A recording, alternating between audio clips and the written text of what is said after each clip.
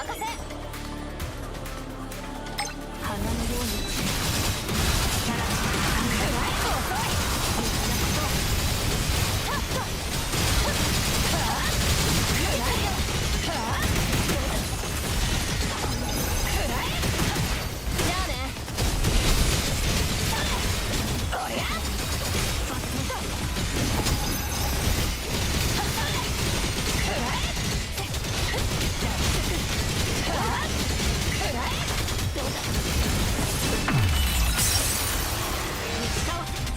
拙者たち剣の神髄だ。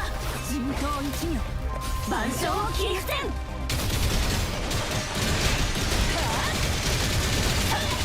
後悔しても遅いから。敵だらけだよ。おりゃ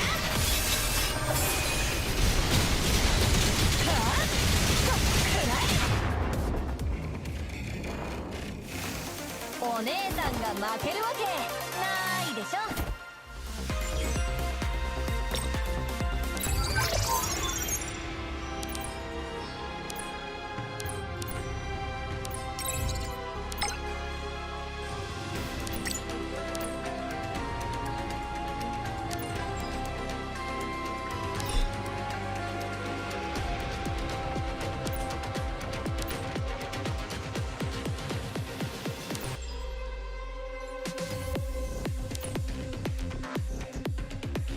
緊急事態。承知しました。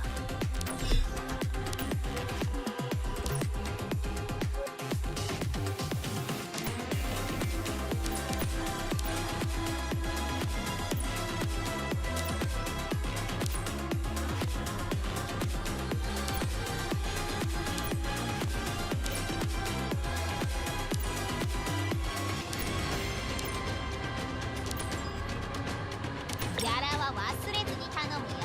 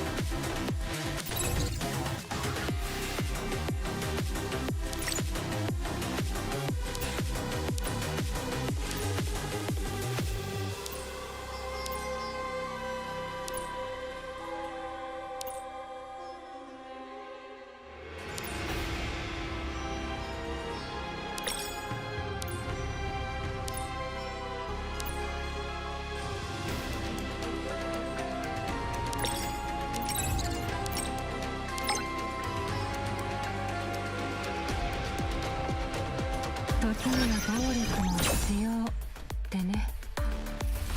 バンバン丸見えだよ。遅い遅い。回避成功。バンバンおいあったれ。下がって。ここは私が引き受けます。時には勇気あるぜ。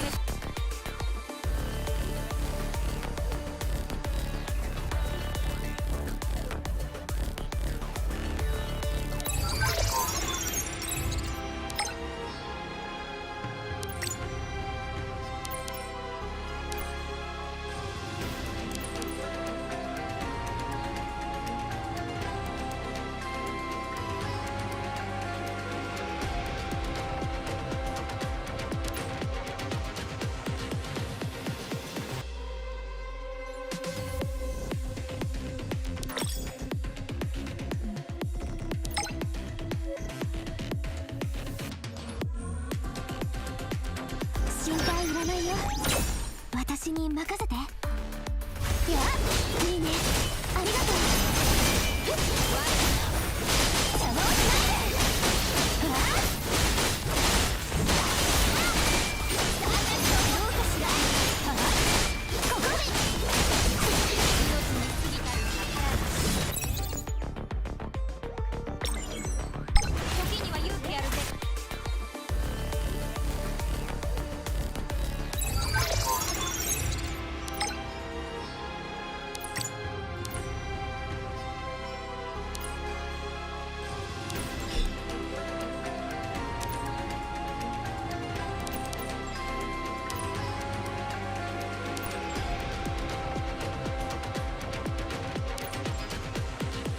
まったくモディファイア使いが荒いね。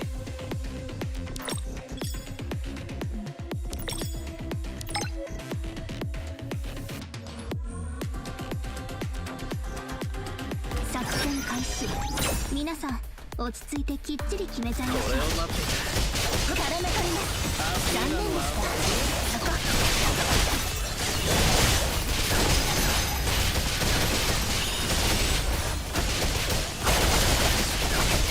絡め取ります。バッチリ期待に応えてみせます。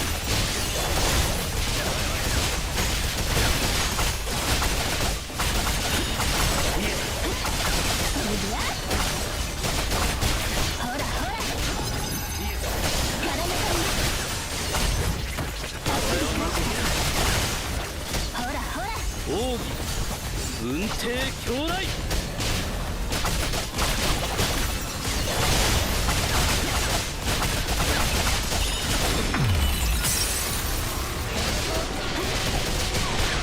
絡め取ります。バッチリ期待に応えてみせます。絡め取ります。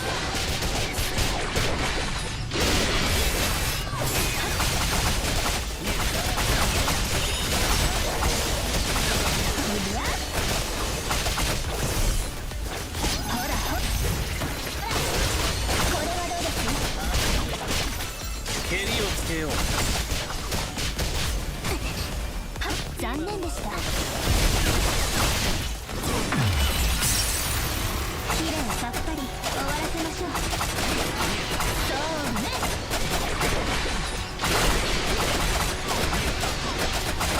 バッチリ期待に応えてみせます。ほらほらほらこれはどうです？そこほらたっぷり感謝。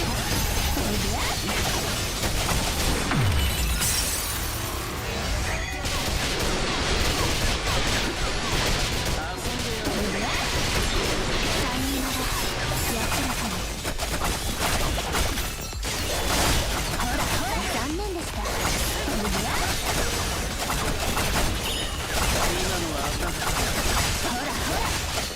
奥義運転強来。きれいさっぱり終わらせましょう。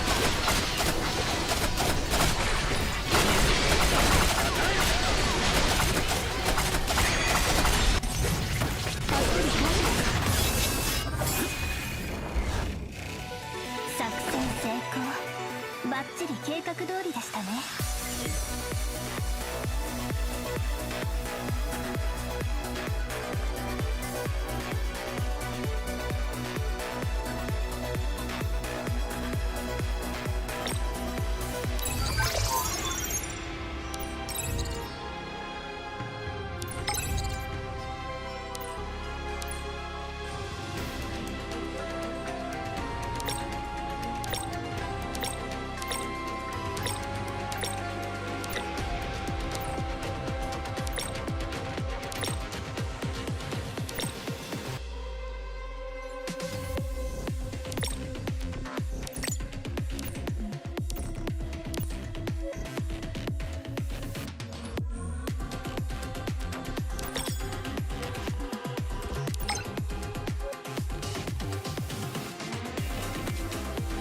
任務で大切なことは絶対に生きて帰ることです。いた！今がチャンスです。これもみんなからが燃えてきました。はあ！食らいなさい。そこ！スイッ！遅い！捕食します。火を持って火を救う。私にしかできない芸当ね。これで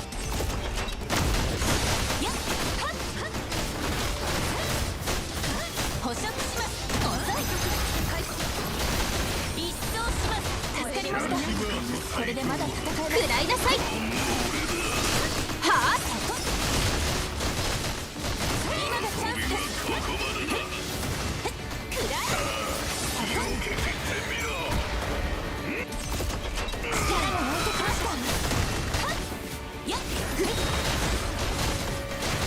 火を持って火を救う、私にしかできない芸当ね。捕食します。捕食します。食らいなさい。遅い。せい。食らいなさい。はあ、これでまだ戦えます。逃がしはしません。食らえ。今がチャンス。火を持って火を救う、私にしかできない芸当ね。せい。遅い。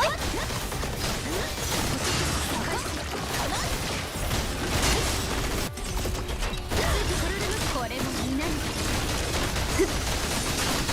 そこ食らいなさい。これで隙だらけね。火を持って火を救う。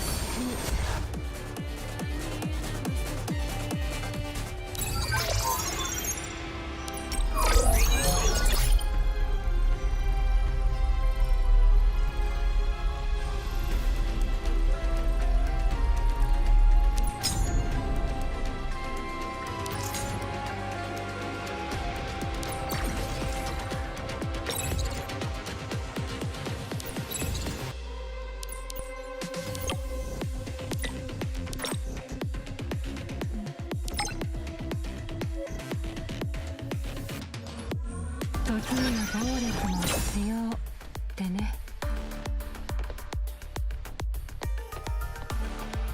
お、出てきた。丸見えだよ。はっはっ、あんけキリがない。おりゃ、ふっ、それバンバン。いやー、私たち息ぴったりじゃん。いいね。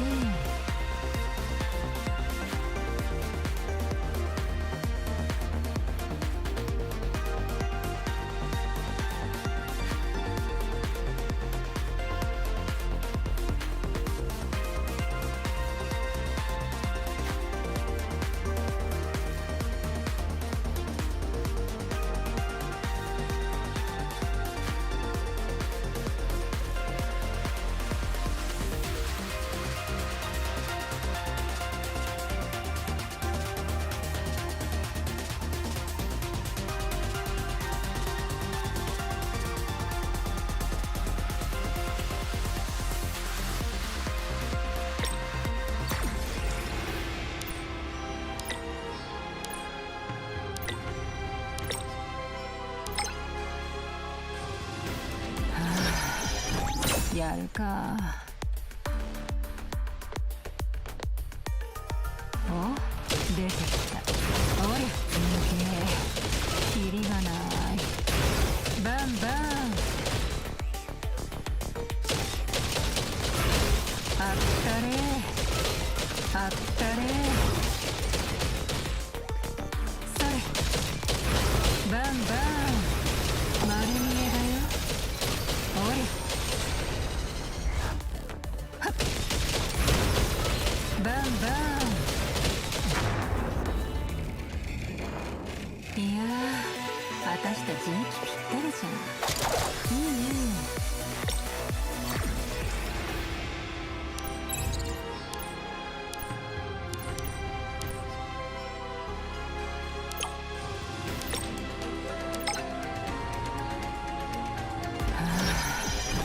やるか。バンバン。お、出てきた。丸見えだよ。キリがない。それバンバン。おりゃ、あったれあったれ。ふっ、あったれバンバン。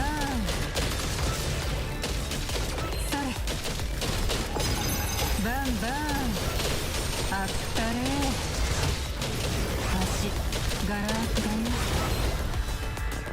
おりゃ、それ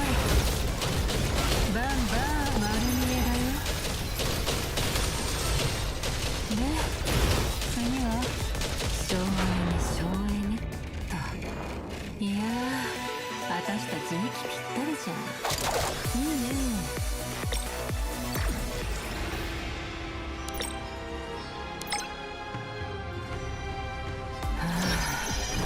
やるか。丸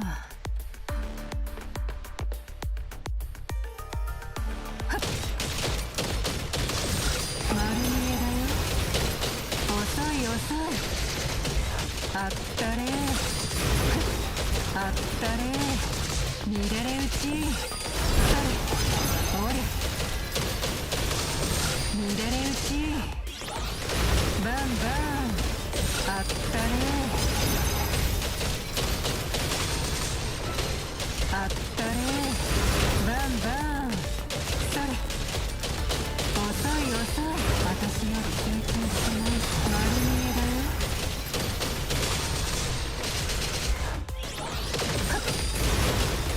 すんげえキリがない。はい、終わり。無期限の休暇を所望します。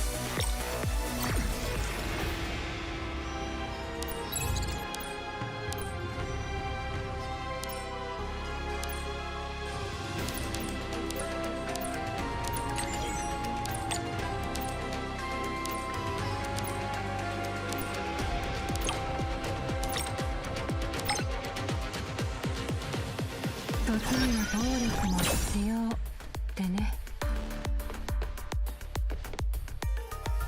バンバン丸見えだよ。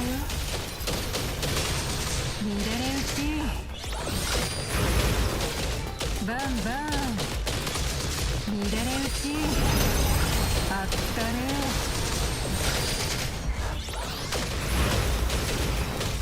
あったれあったれ。見れれ打ち。バンバン見れれ打ち。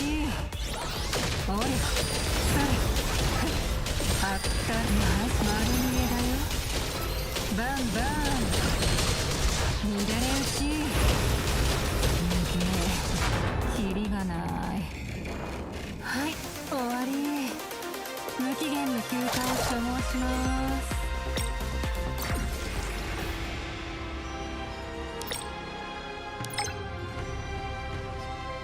時には暴力も必要ってね。バンバン丸見えだよ。はっそれあったれ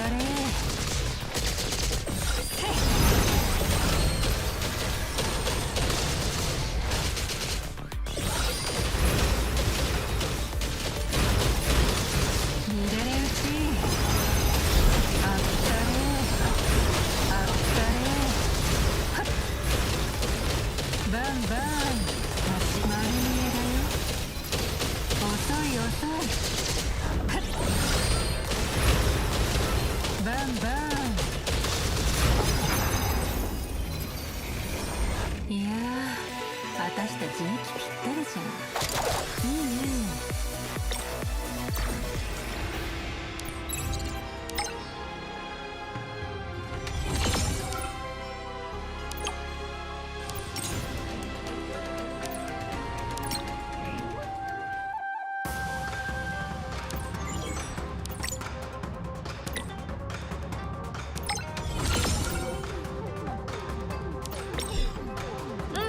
何でも言って。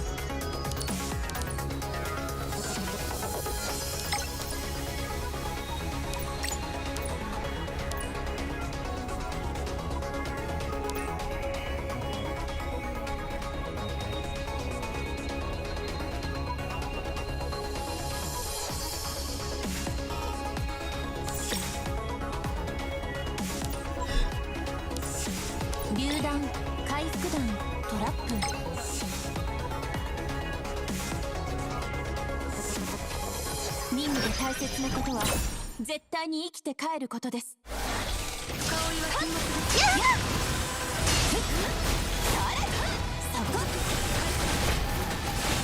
がチャンスです。力が湧いてきました。そこ、これではあ、食らいなさい。捕食します。遅い。そこ、食らえ。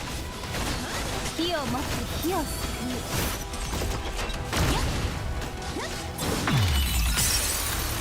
落ち着いてまいりましょう。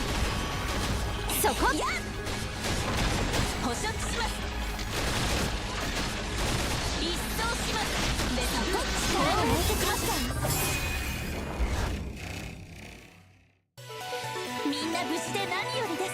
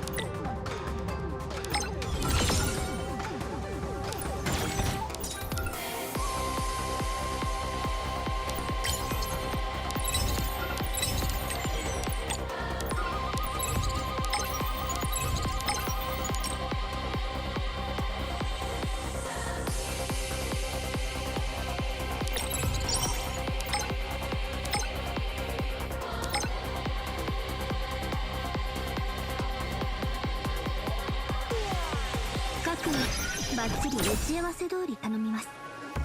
バッチリ期待に応えてみせます。すっごい好機到来です。これもみんな遅い。絡め取ります。せい。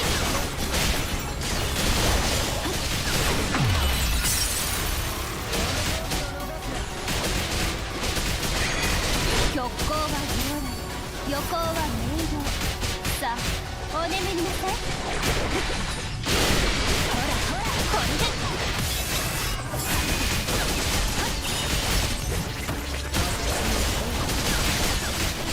絡め取ります。行きますよ。さっさと退場してください。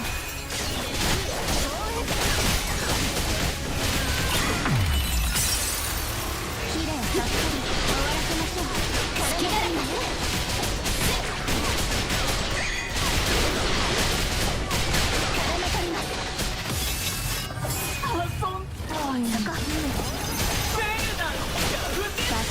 極光は両来、横は明瞭。さあ、お眠りなさい。落ち着いてまいりましょう。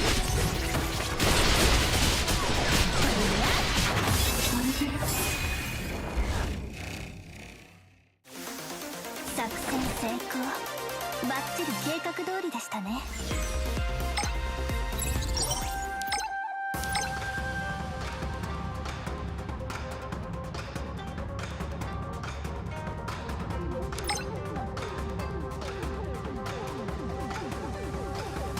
各バッチリ打ち合わせ通り頼みます。バッチリ期待に応えてみせます。これはどうすっごい好機到来です。絡め取ります。ほらほら。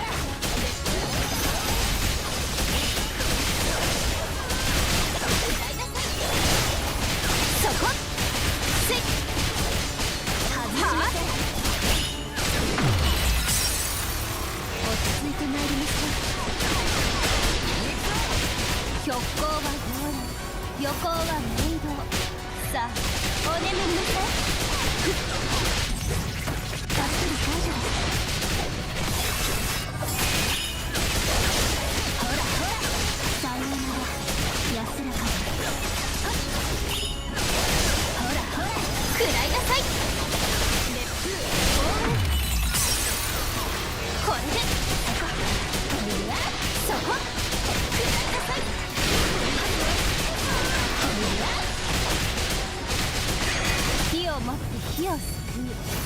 私にしかできない芸当ね。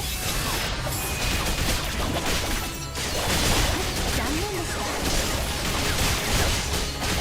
隙だらけね。そこほらほら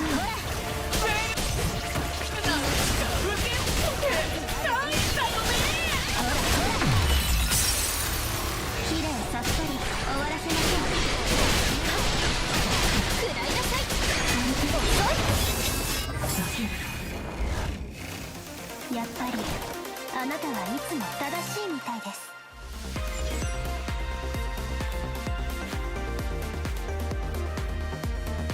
Hey, I thought I'd hop on the mic. They've mostly stopped spamming fireworks. I guess they ran out of money after doing it. They've been doing it for like how many hours straight now?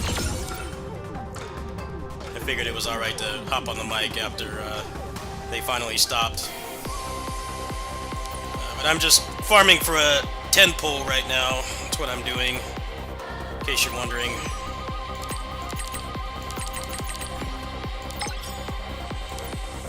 I need 325 more shifting stars.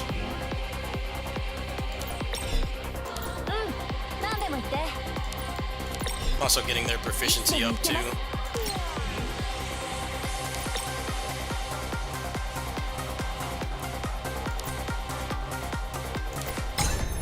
Alright, what else is gonna give me a couple stars? This event's kind of not fun, to be honest. The same problem as always, where they want you to use multiple characters, but there's so few support characters, and because you only control one character, that's like a really big problem. Because you know, it's just like a Tales game. You know how in a Tales game the AI can just get themselves killed? that's exactly what it's like here, and it's like, well, you should add more support characters if you want to try to limit who people are using, but like, I don't know, it just doesn't work. What is this? This anime? I just want crystals. I do not give anything about this. Fine. Yeah, I don't like idols.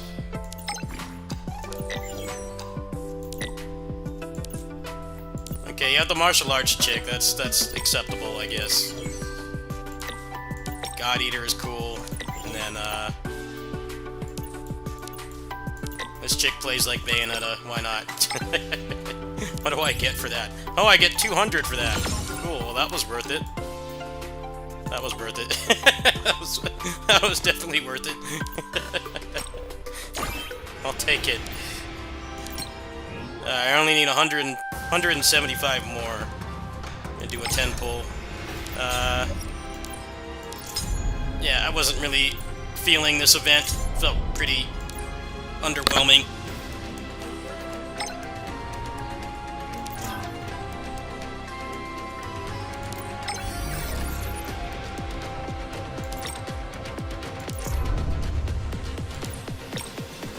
Oh, there we go. Alright, we're done. We're done. Alright. So let me make sure she's Asterism, correct? Yeah, Asterism. Time to get nothing.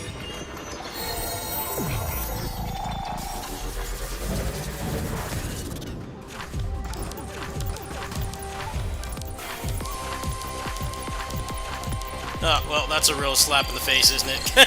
Nothing. Absolutely nothing. This game's gotta have a catch somewhere, right? It's so easy to get the characters, and you only need like 2 copies to do like all the end game. The catch is the weapon. Getting the weapon is pretty difficult, but the nice thing is that the banner is permanent. That's one of the things I like about this game, is the banner is permanent, meaning it never goes away, and you just take one for the faction, and then you can awaken it. Like I have one here for Shino. So even though there's not a character I want to use it on, when they add one later, I could just instantly get their weapon, which is pretty cool. But yeah, it's definitely the catch to this game that a lot of people don't talk about, is getting the weapon sucks. I actually think it's even worse than PGR. That took the wind out of my sails. Let's go ahead and switch games. I don't feel like doing another sweatshop grind for 1,800 more crystals. It's demoralizing. He got his access key synergy, so I have to get his. You have to get him triple S, not triple S, but double S. All right, well, we'll grind the rest of that later.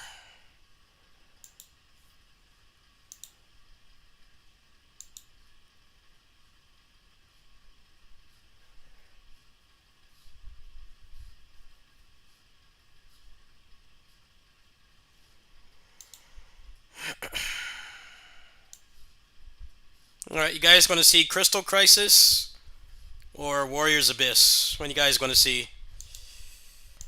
I don't know if anyone's still watching because I was off the mic, but they're finally stopping the fireworks. My headache has subsided.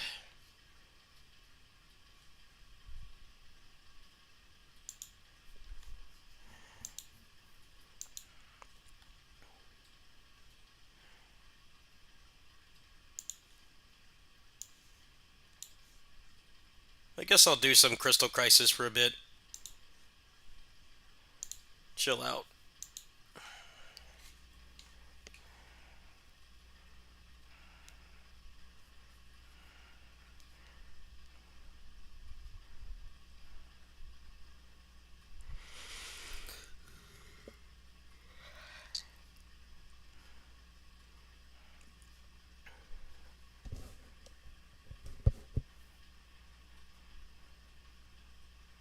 Red crystal. The raw fusion.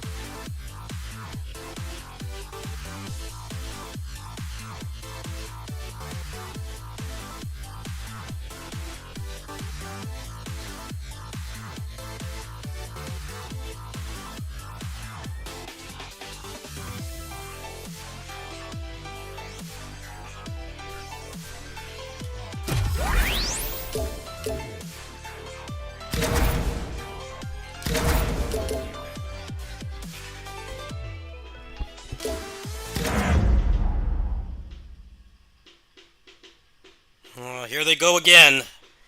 Stop already. I get it. They make a big noise, and there's a pretty light on the screen. Which hero dares? Go download to Fireworks stare Simulator. into the eyes of Please stop. Been doing it for like 4 hours now.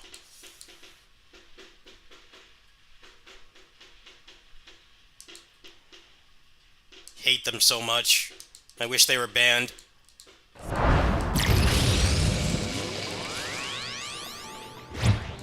Ready? Fight!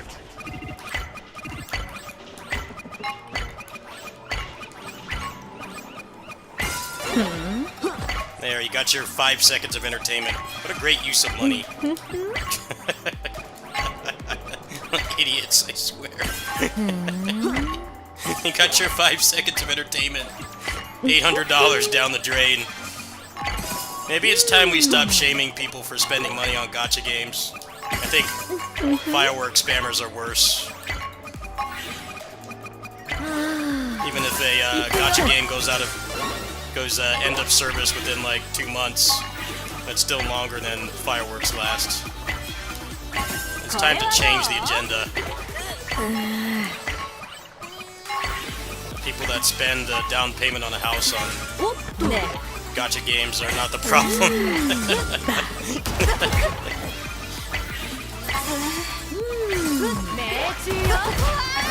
doing it again. More low IQ entertainment.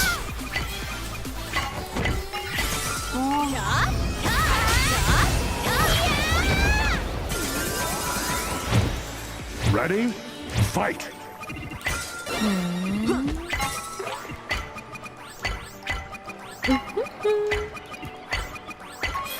さてと。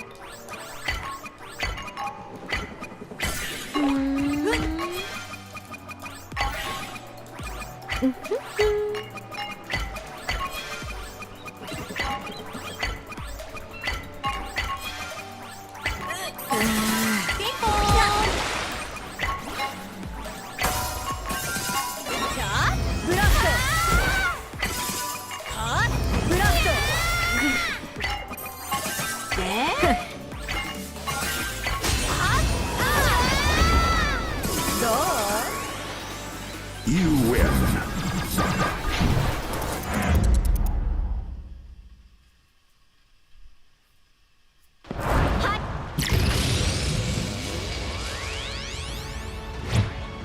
Ready?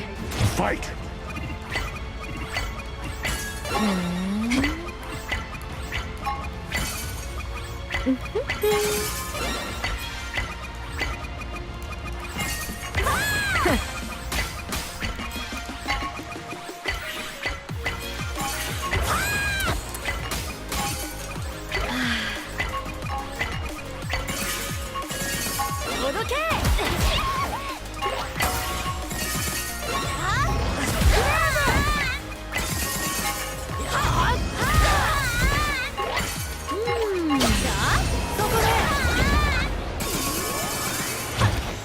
Ready? Fight!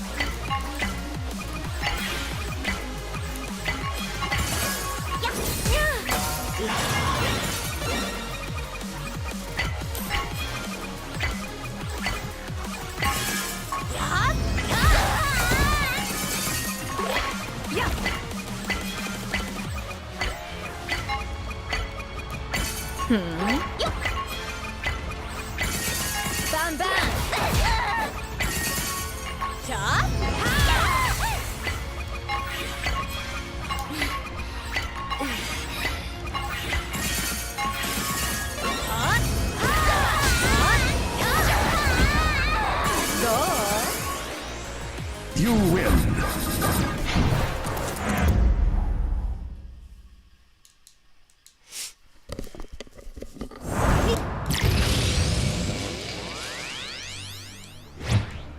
Ready? Fight!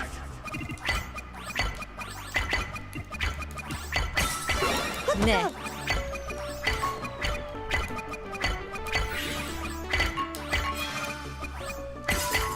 え。ねえ。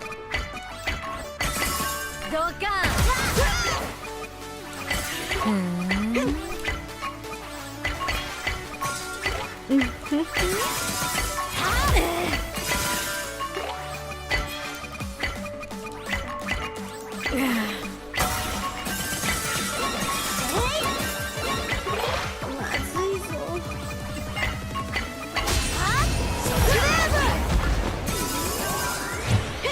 Ready? Fight!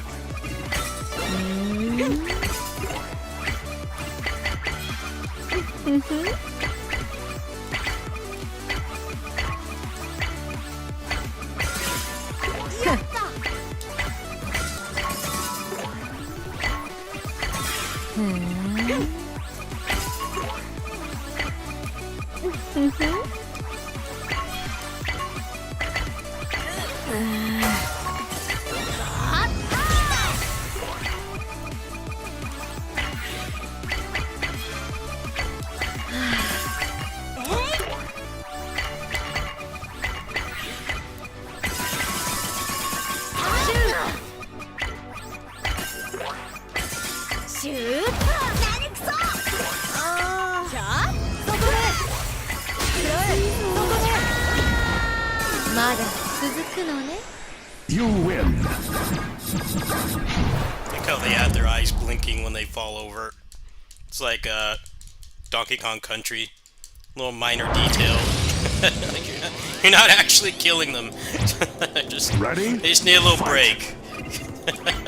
I never noticed that when I was a kid, but the Donkey Kong Country bosses, like, at least the ones that are like actually sentient, they don't die.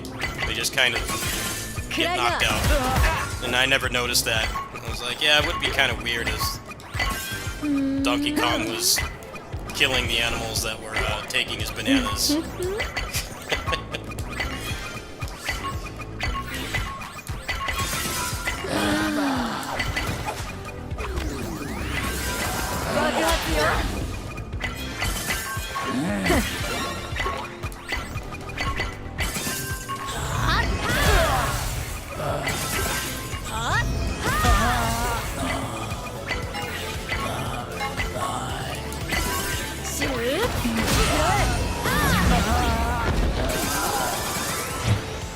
Ready? Fight!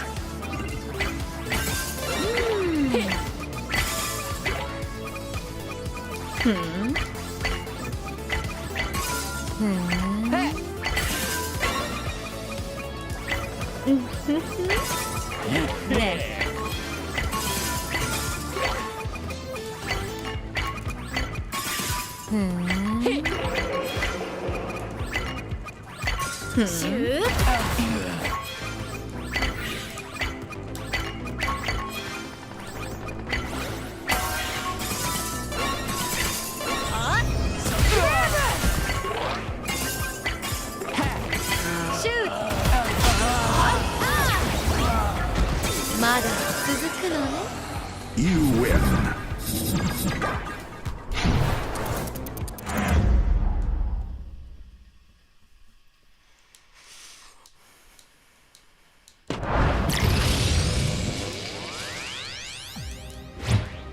Ready?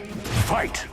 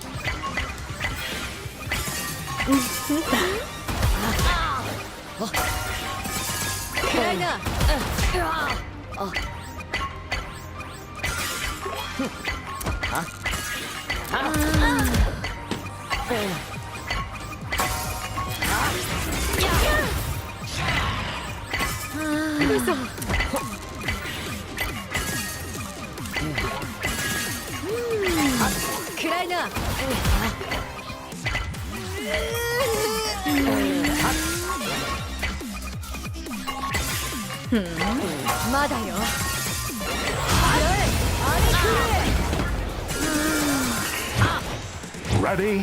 Fight!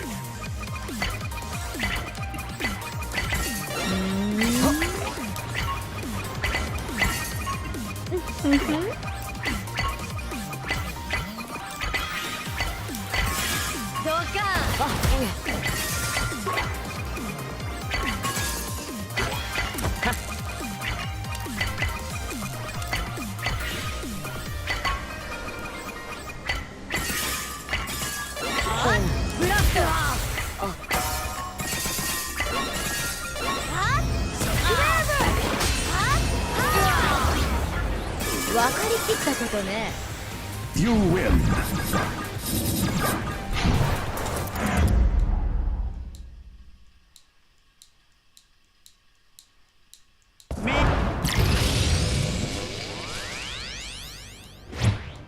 Ready? Fight! No.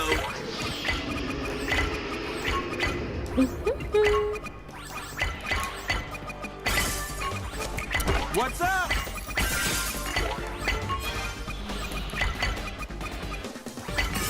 No.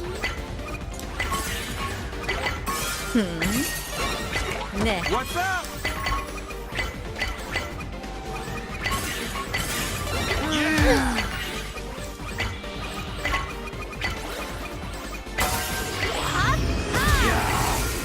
Thank you. I'm alive? You got it! 暗いな。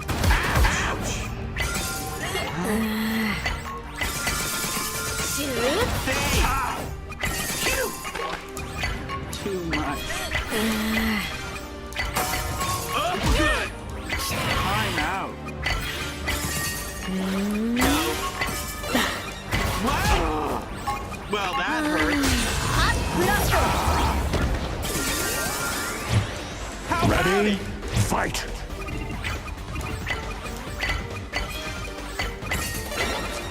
You want some of this, JT? How about it? シュー Phew. Hey!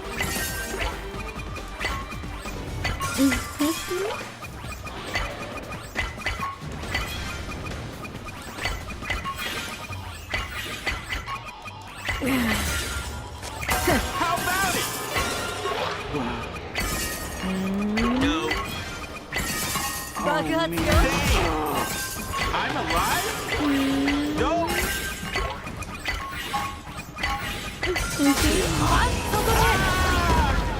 まだ続くのね You win!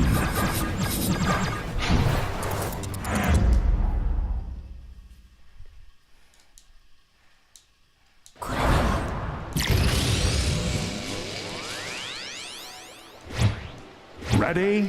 Fight!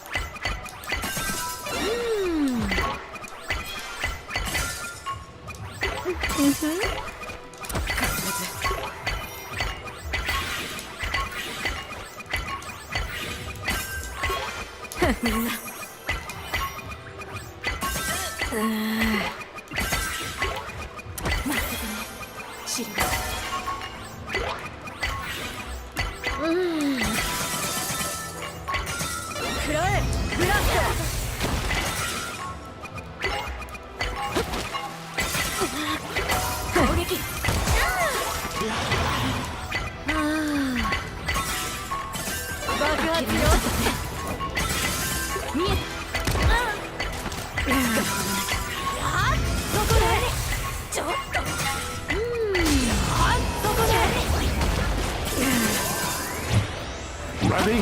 Fight!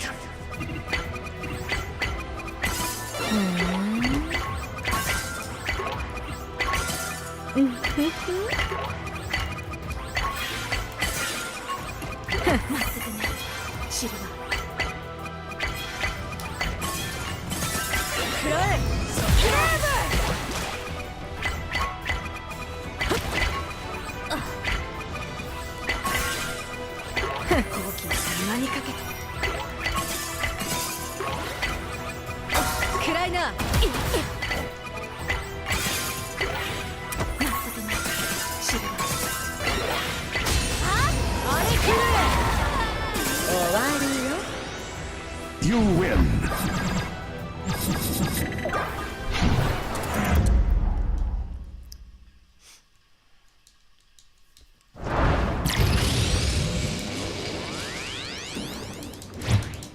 Ready? Fight!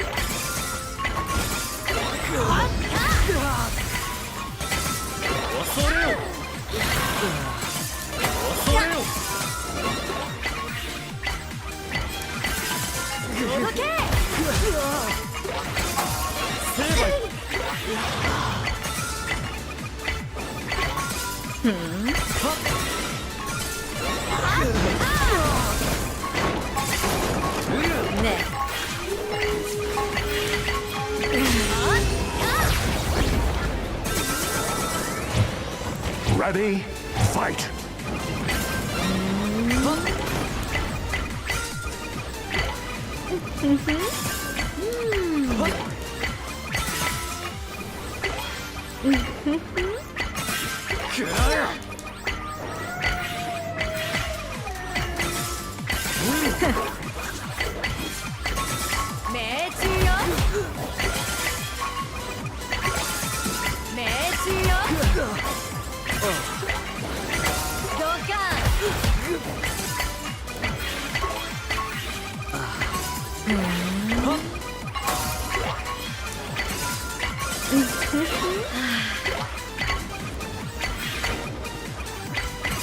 まだよ。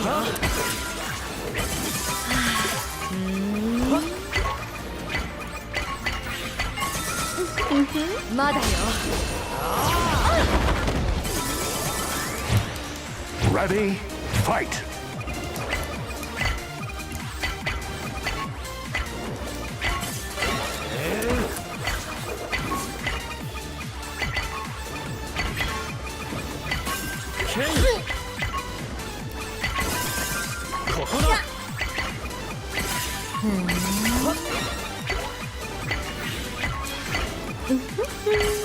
Hey!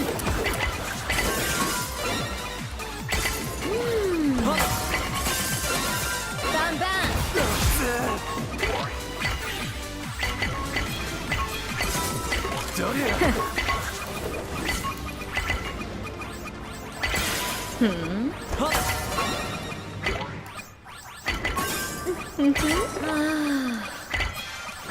暗いな。爆発よ。暗い。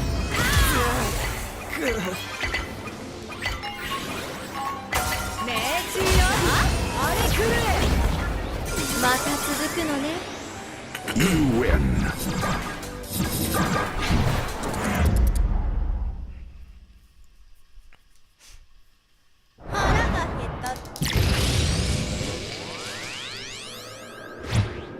Ready, fight!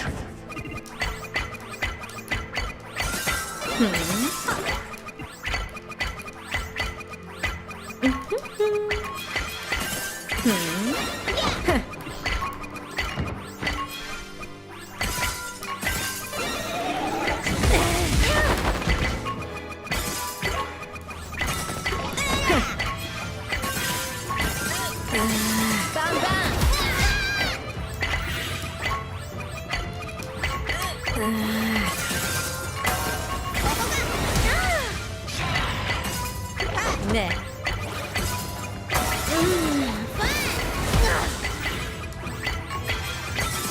シュート。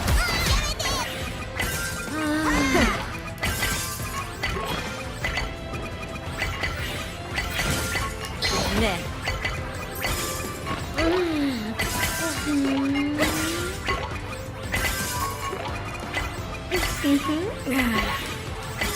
バンバン。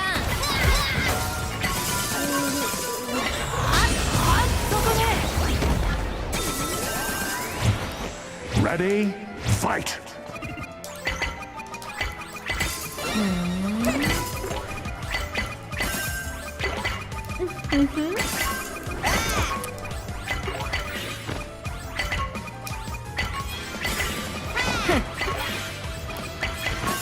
Shoot! ねえ。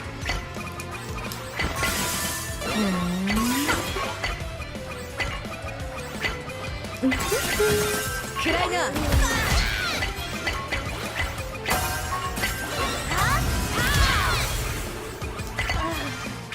爆発よ。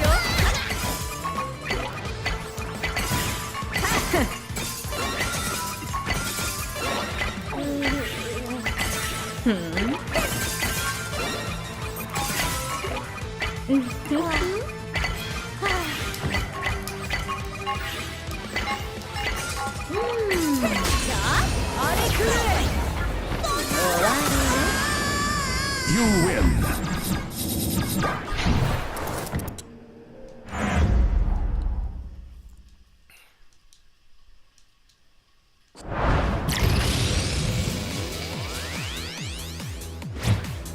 Ready, fight!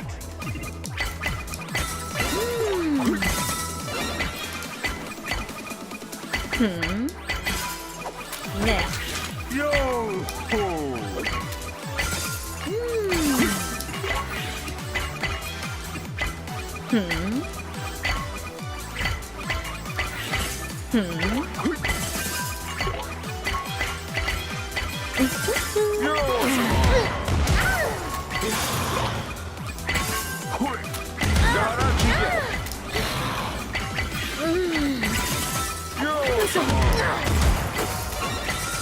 暗いな。バンバン。あれくれ。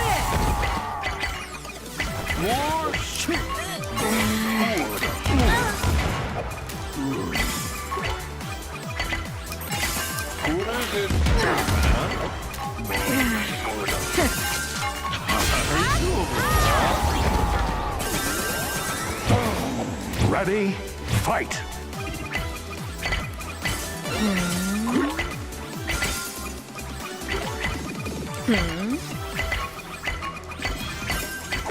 Ne. ピシッとせんか。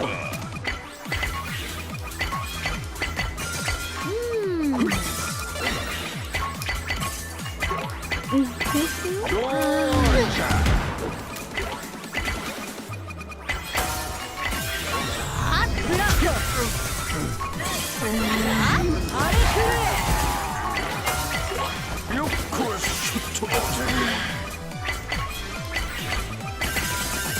暗い。あれくれ。分かりきったことね。 You win!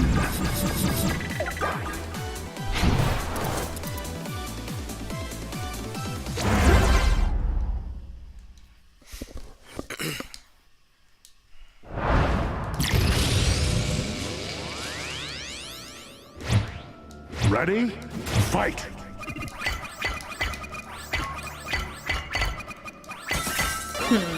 Ne. どうか。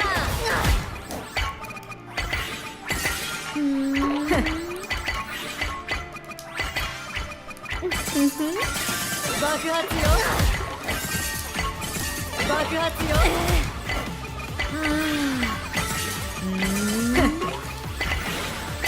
シュート。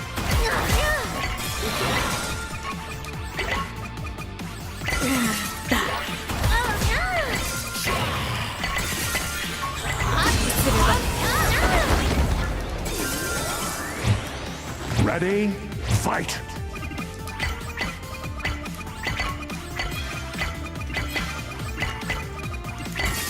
Hmm. 爆発よ。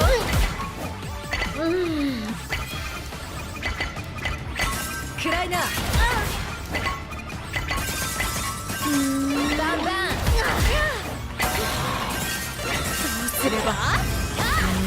ねえ。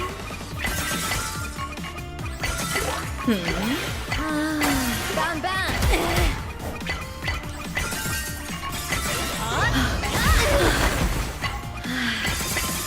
届け。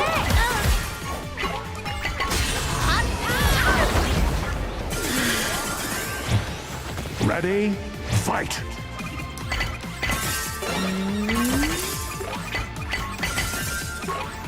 Bam.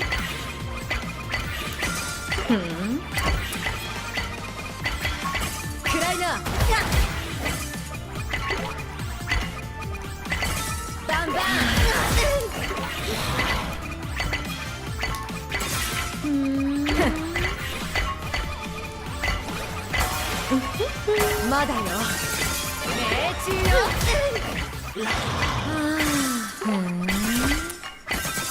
届け。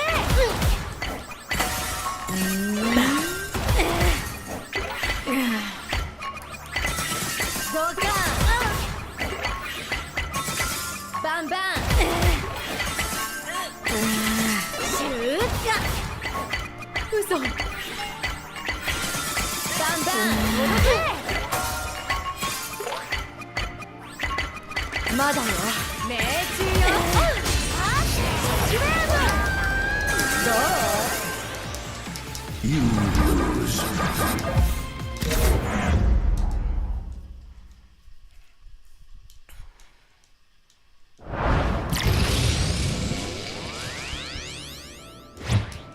Ready, fight.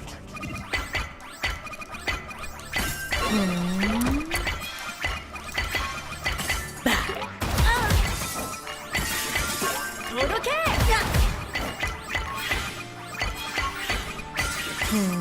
ねえ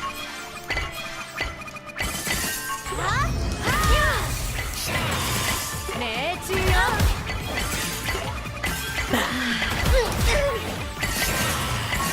バンバン届けバンバンねえ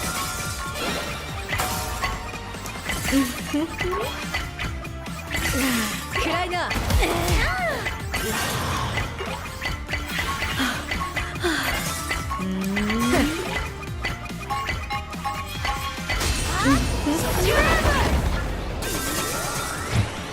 Ready, fight.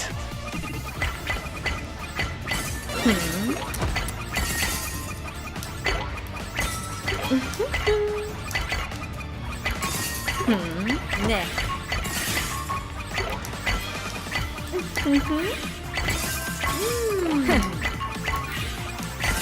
どうか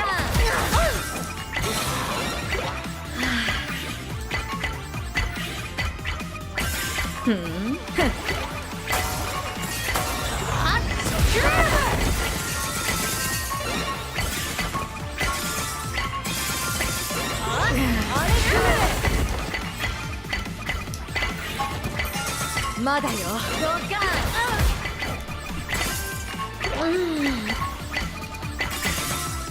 シューあっそこでどう You win.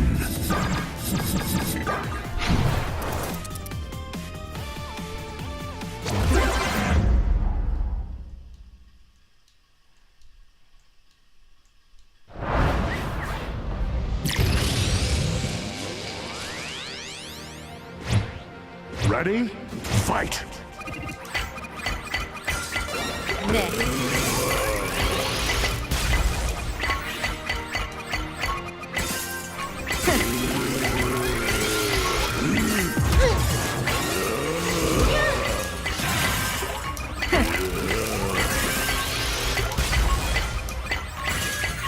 ね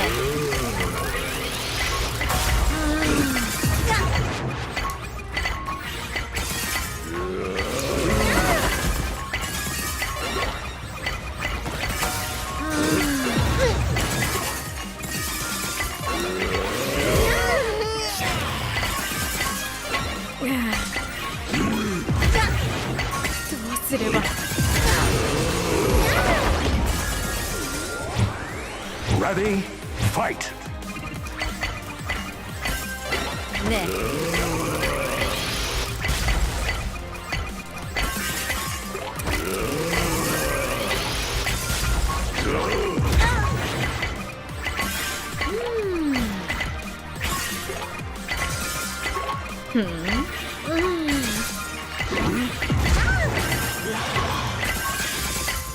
まだよ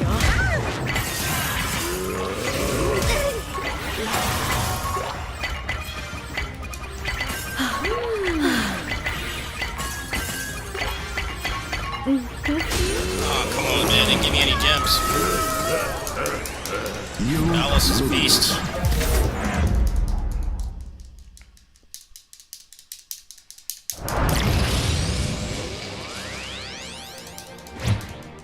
ready, fight.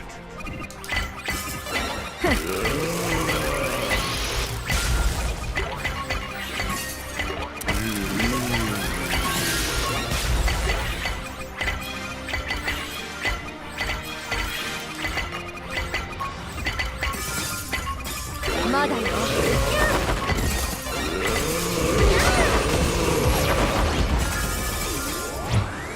Ready, fight. ね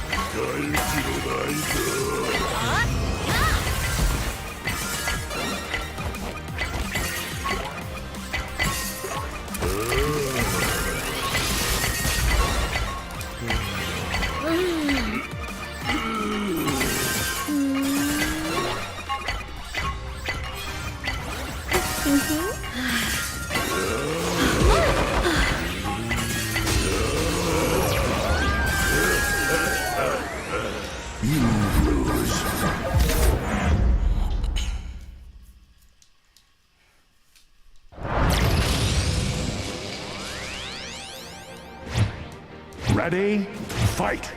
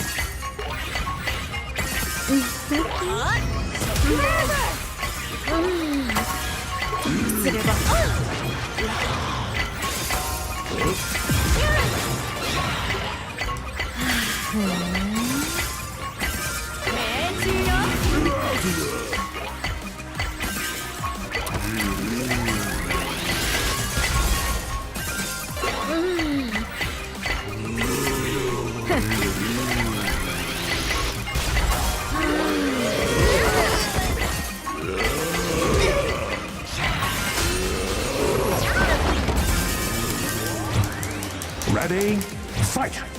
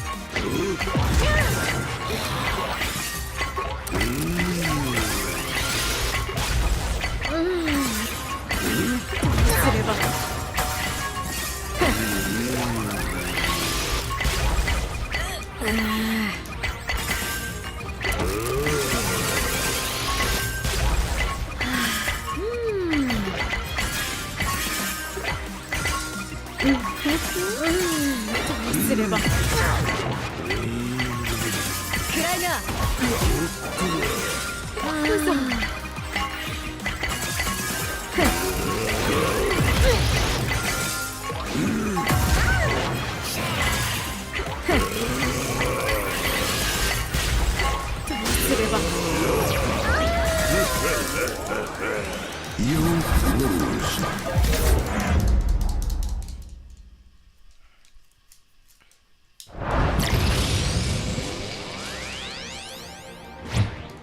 Ready, fight!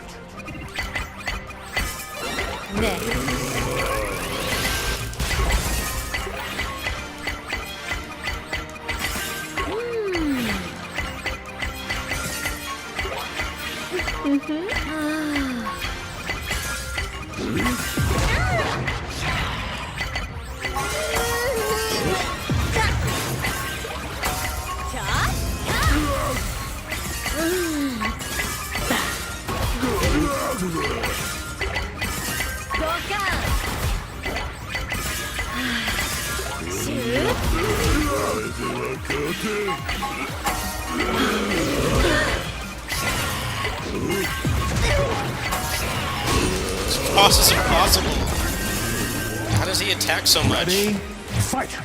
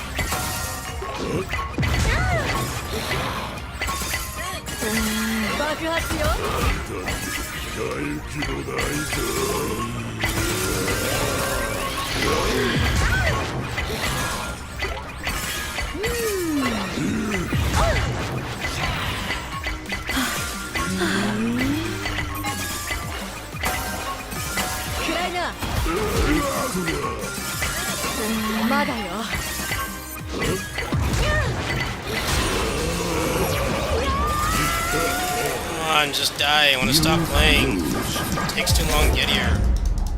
Just won't die. Somehow sends over so much. Ready, fight!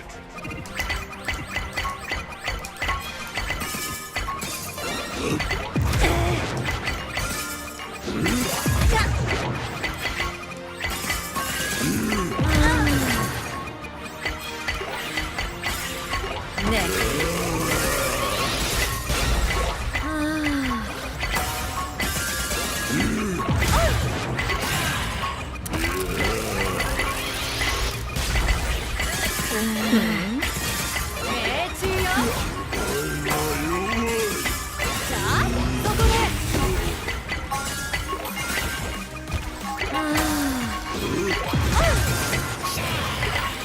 まだよ。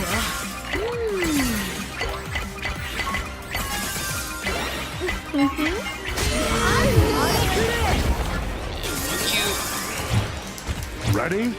Fight! ね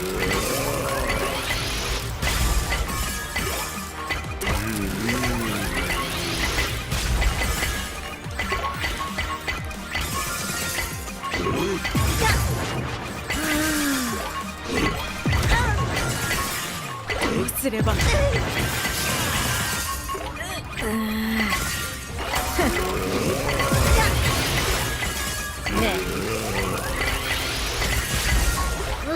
ドカ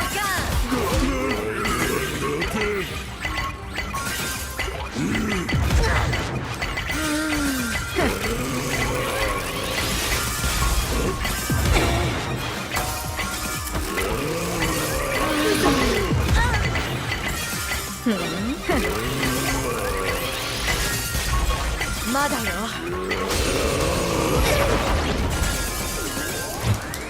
Ready? Fight!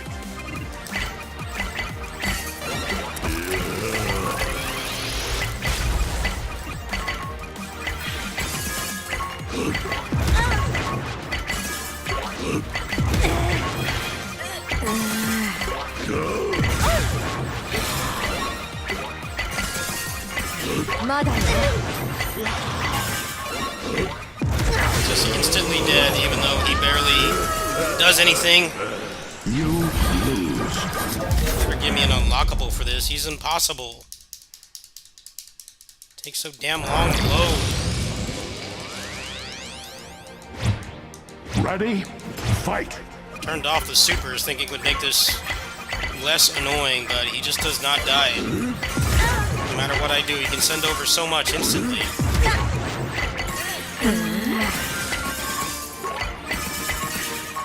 Just die, please. I want to stop playing. 暗いな。 This had like a save feature or something back when I'm less frustrated. It doesn't die, no matter how much I send over. It just brings over all that instantly. Great. I had to try again. Just die, dude. Ready? This Fight! is one round. Will not die. Imagine how annoying this is with him Shoot. spamming supers nonstop. It's already impossible.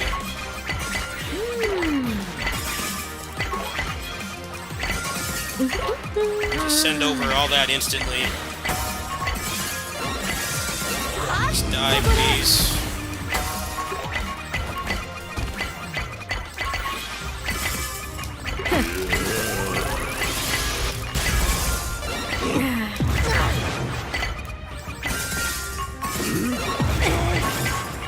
No, it won't give me a yellow, of course. No yellow.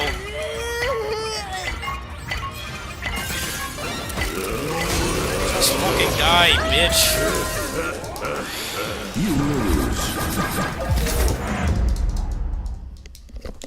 Put this obnoxious boss at the end of a 12-character gauntlet. And you have to win twice. Ready? Winning once Fight! seems impossible. ね He like cheats or something, I don't know. I can't tell what he's doing.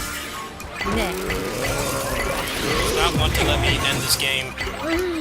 Takes too long to get back here to give up. I'm starting to get really frustrated.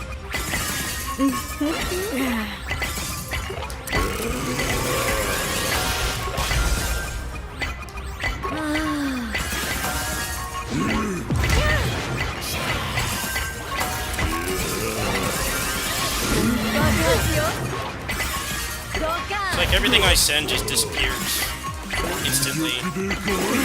I can't ever send anything to him. すればドカン Boss sucks. Zero fun.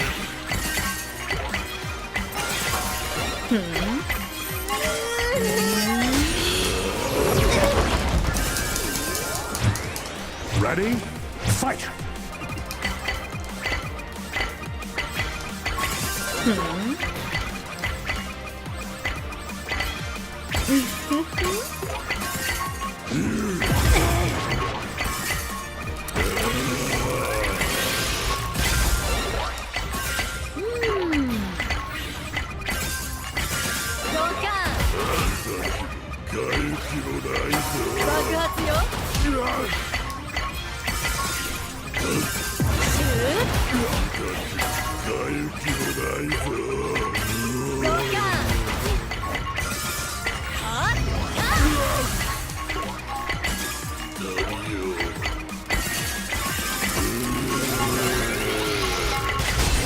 Yeah, fuck you, buddy. I wish I only had to win one. Ready? One's enough. Fight! Enough, this cheap ass. He doesn't need 2 wins. He doesn't deserve any mercy. 1 and he's done. No more. Now he's just gonna do the most bullshit possible so that I have to keep playing. Case in point. Just magically send over like 800 crystals. Great. Now I have to do it again. Couldn't cooperate one more time.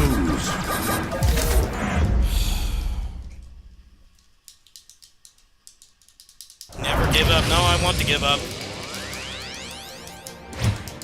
Ready? Like when Fight! it's just 1 round.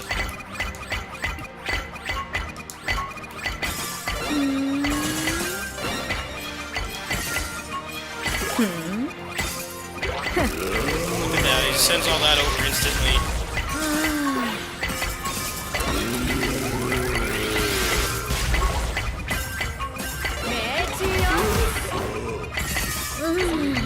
It was a mistake to play this tonight.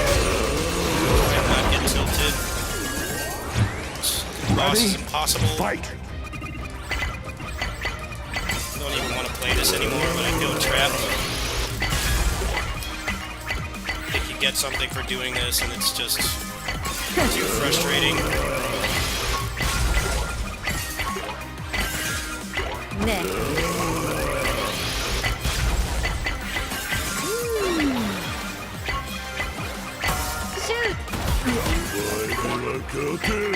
Cooperate, please, and just die. Just give up. No more patience. Of course, that doesn't send over anything somehow. Why?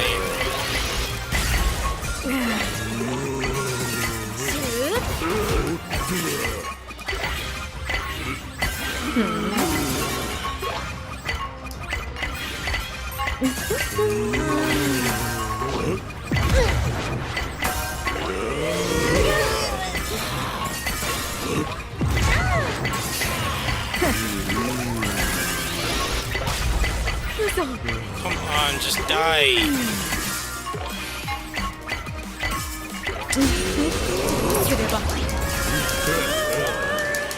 You lose.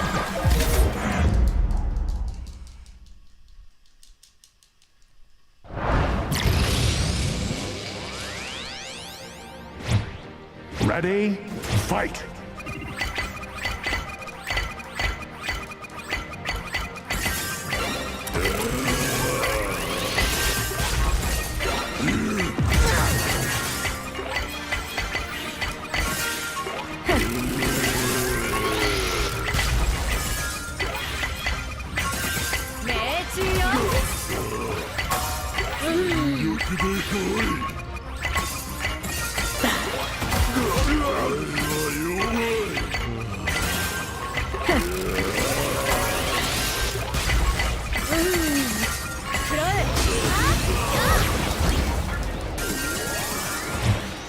Ready?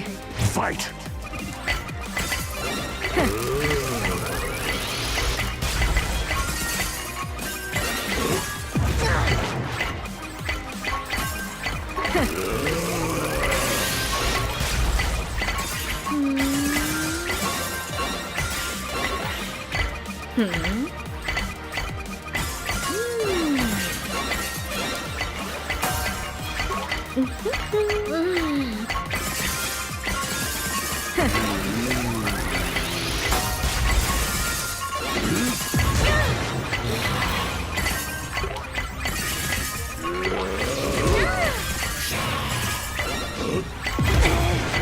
course, I won one, so now he's just going to do the most bullshit possible.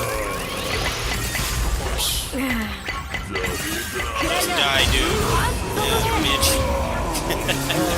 Fuck out of here. You win. Cheap ass boss. Never give up, indeed. 愚か者めが貴様何をしてかしたか分かっているのかこれで何もかもしまいだ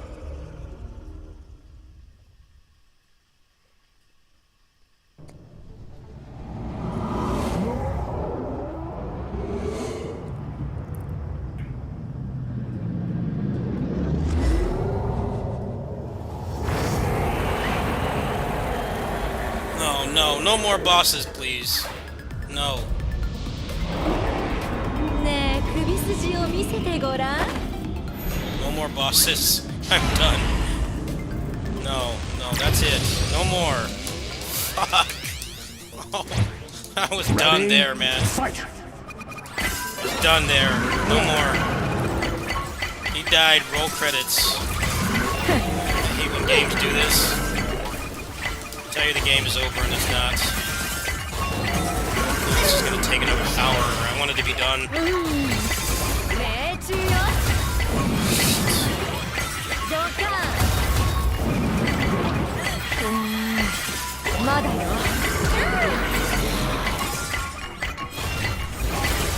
暗いなねえまだよ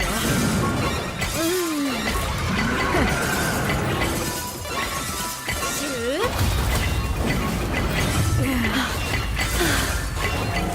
Of course, you fucking put that down right there. This is gonna take forever.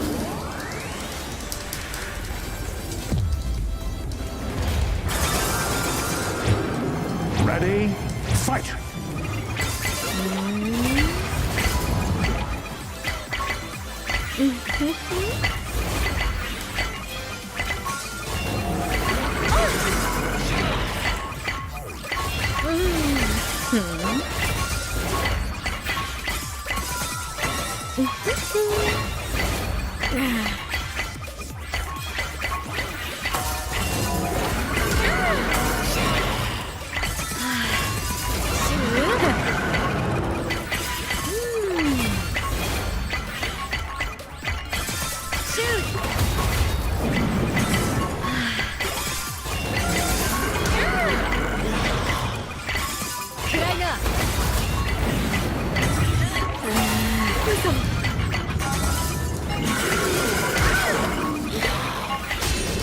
Fucking A, man, I did not want another enemy.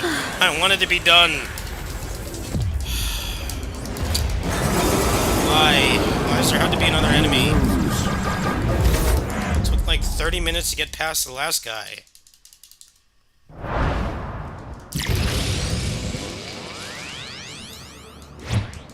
Ready?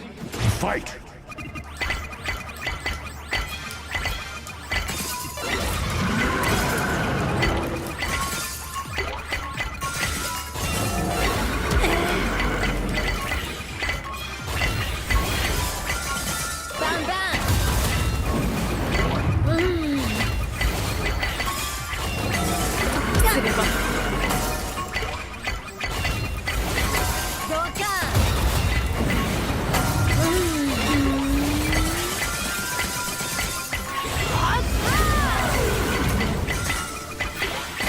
Come on, give me a blue. Fuck, man.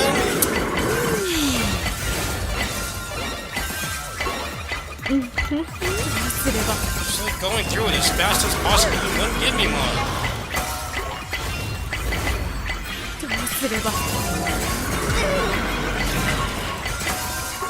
Just give me a blue, please. Fuck. Bullshit. Big ass block. I couldn't break it because it wouldn't give me any. Ready? Fight.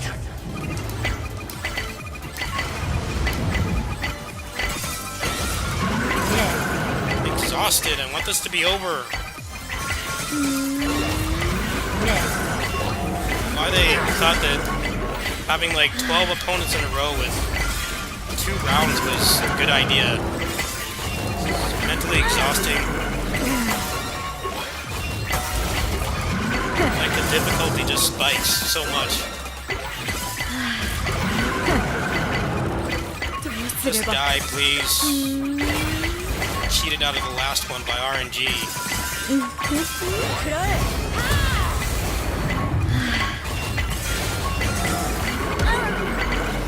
嘘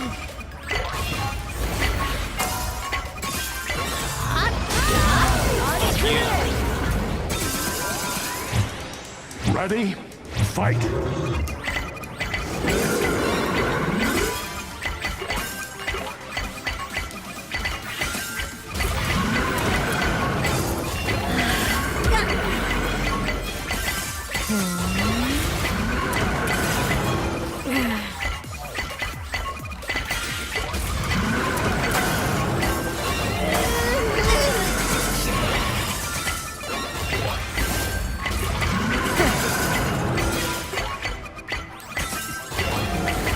She's gonna do some bullshit to make me repeat this again. Won't give me anything I need. ね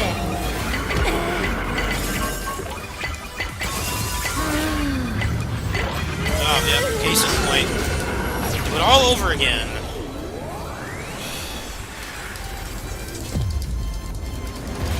Put this bitch in a cutscene.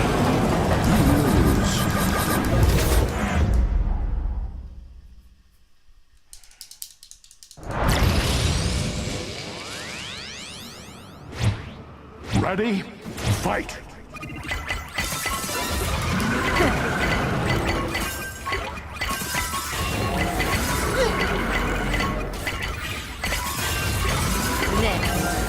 They're probably even worse with the supers. Borderline impossible. 交換 I can't imagine doing this with the supers. They slow down the game a lot. Some of them are way better than others. I thought that turning them off would make this more relaxed, but I was mistaken. This is my fault, really. It's not the game's fault.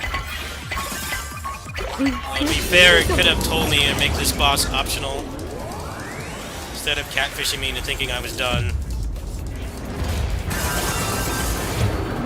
Ready? Fight!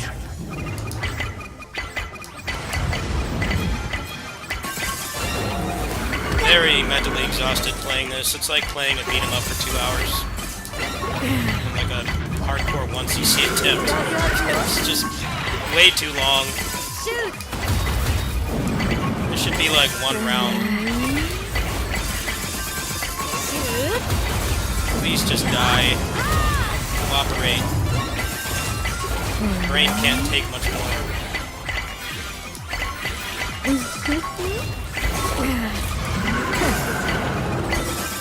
No, it's not gonna give me a red. Watch. Do everything impossible to make it so. I can't break that. It's always like the perfect timing. And then you're just dead. Such bullshit.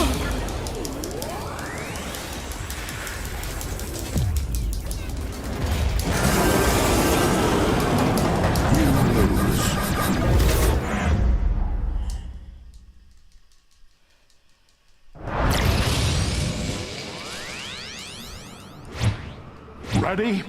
Fight! ね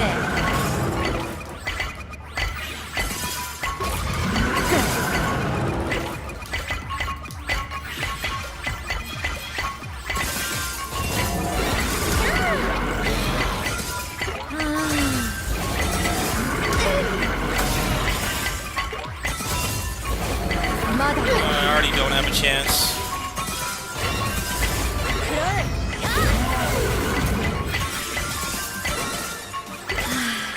Give me a red, please. Come on. Don't screw me over. Give me a red. どうすれば Oh, of course. Fucking A, man. What the hell? まだよ When you need the gem on this boss, it just doesn't give it to you. Ready? Fight!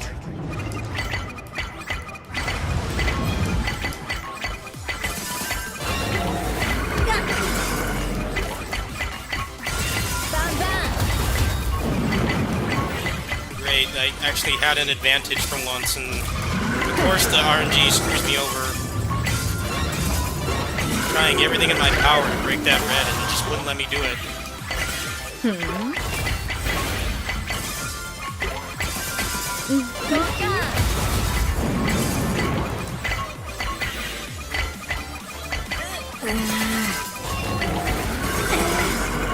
It's mostly because the AI actually puts up a fight. In Puzzle Fighter, they don't. But yeah, I'm getting screwed over by RNG. It's not all RNG, but there is a pretty big part of this. It's just luck. It's worse with the supers. But yeah, I've gotten screwed over multiple times. I had enough to just end the fight, and it doesn't give me the right color. It's kind of why Puzzle Fighter is Ready? Fight! a lot more relaxed than this is. But this is like the second hardest difficulty, to be fair. But I do feel like a lot of these losses are not my fault, or partially not my fault at least. I'm gonna see it through to the end. Probably play something more relaxed after this. Because I'm not really wanting to be triggered right now. It's already been a difficult night with these fucking fireworks. Just barely stopping now. They've been going for hours. That's not helping my mood. It was a mistake to play this tonight. But I'm gonna see it through. Hey, get out of here, bitch. Now I gotta win one more time. Ready? Fight!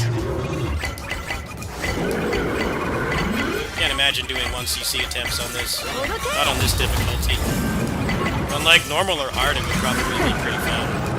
Because they like still put up a fight, but not to this extent.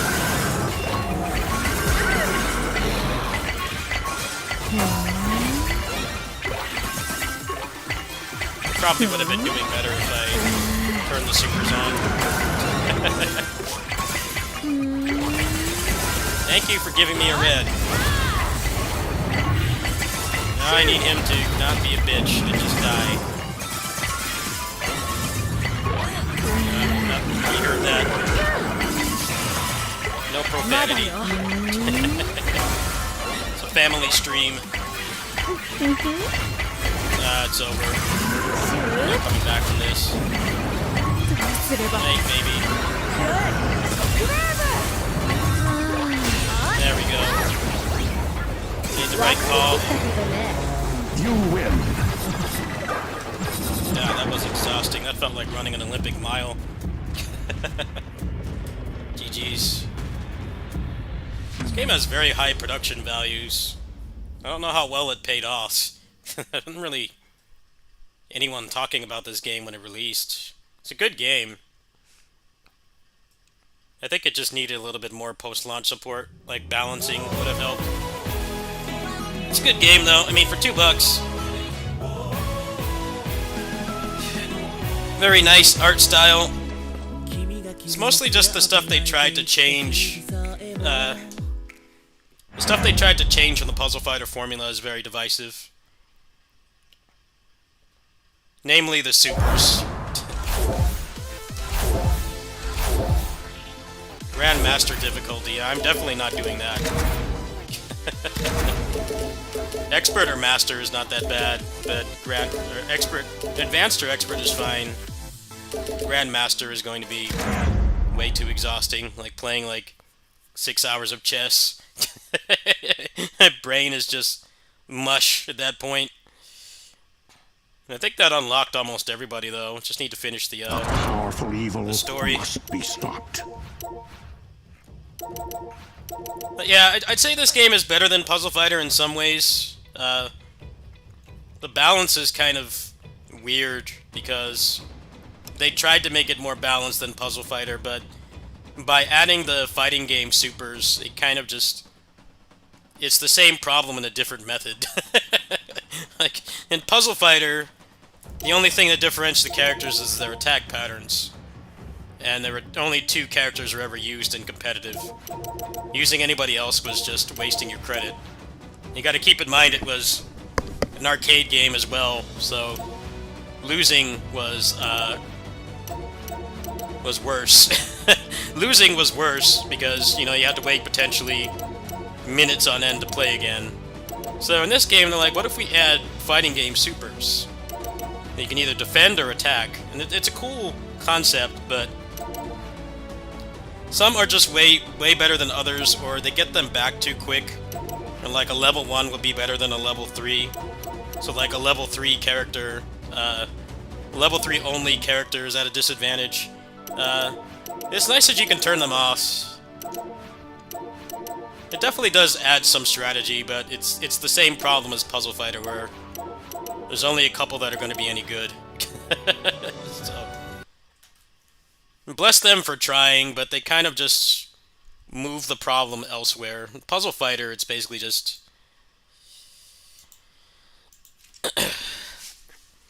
In Puzzle Fighter, it's basically just you play Ken or Donovan, and even then, like, Donovan is barely used. It's almost all Ken. Like, Ken is like the only viable character.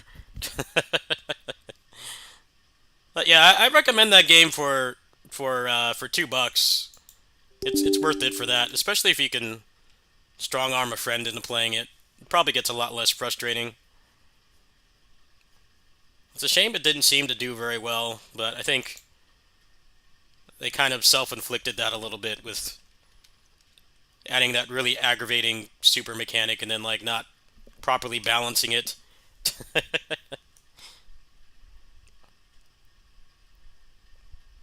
I think it's more just luck-based in that game versus Puzzle Fighter because of, you know, when you're fighting the computer like that, they basically... That's one thing they did better than Puzzle Fighter for sure, is the fact that the AI puts up a fight. But, like I said, you can get screwed over by what character you're playing.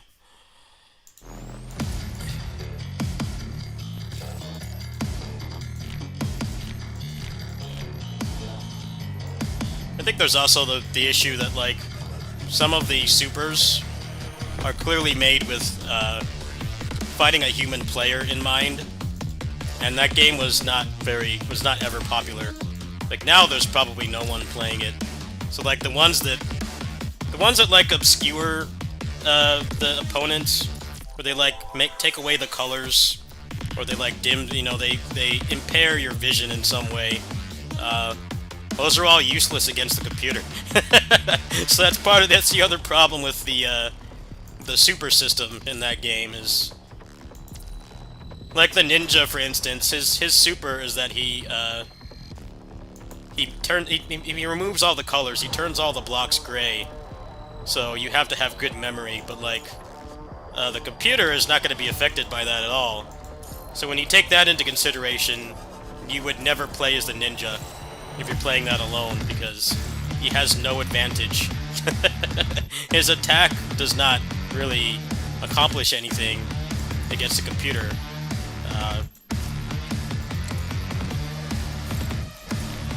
But I guess it's a puzzle game, so you can't really have as many options for creativity for stuff like that compared to if it was like an actual fighting game. You know, you could balance it out with cooldowns or something like that, or you know, just having like long startup or recovery. You can't do that in a puzzle game, so it kind of gets some characters are very lopsided.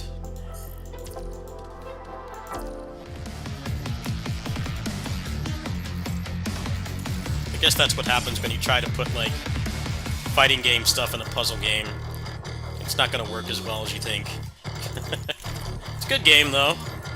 I'm glad that unlocked almost everything, but I probably won't do that difficulty like ever again.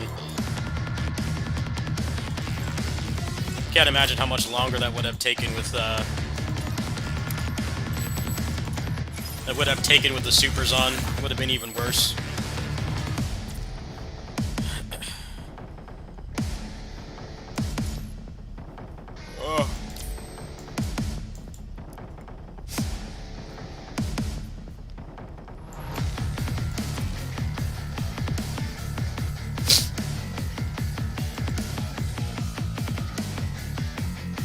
Also, the game is balanced around the quick drop. That's the difference between Crystal Crisis and Puzzle Fighter. Like, Puzzle Fighter is not balanced around the quick drop because the only versions of Puzzle Fighter that have the quick drop are the ones that were not the arcade one. So like the Dreamcast and PSP and the final version, the HD remix, and I think the Fighting Collection version has it too. So that's kind of an issue as well, because you balance it around the quick drop. That basically means that you have to play as fast as possible. Which is what like some people didn't like about quick drop in Puzzle Fighter. It's nice to be able to play as fast as your mind would go, but it definitely encourages speed.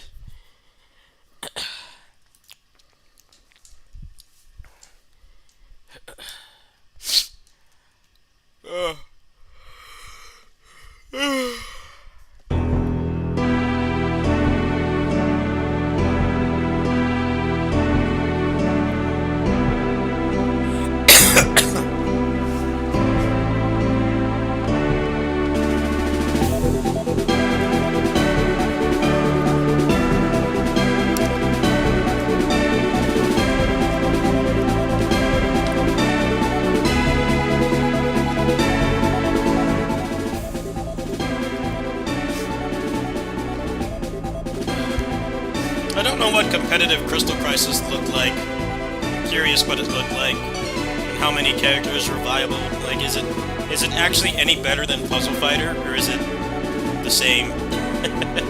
Because it has like double the characters that Puzzle Fighter has. But I'm curious if the balancing in that game was just as bad, and that like you just get mirror matches of the couple characters, and nobody else ever got used. I'm genuinely curious.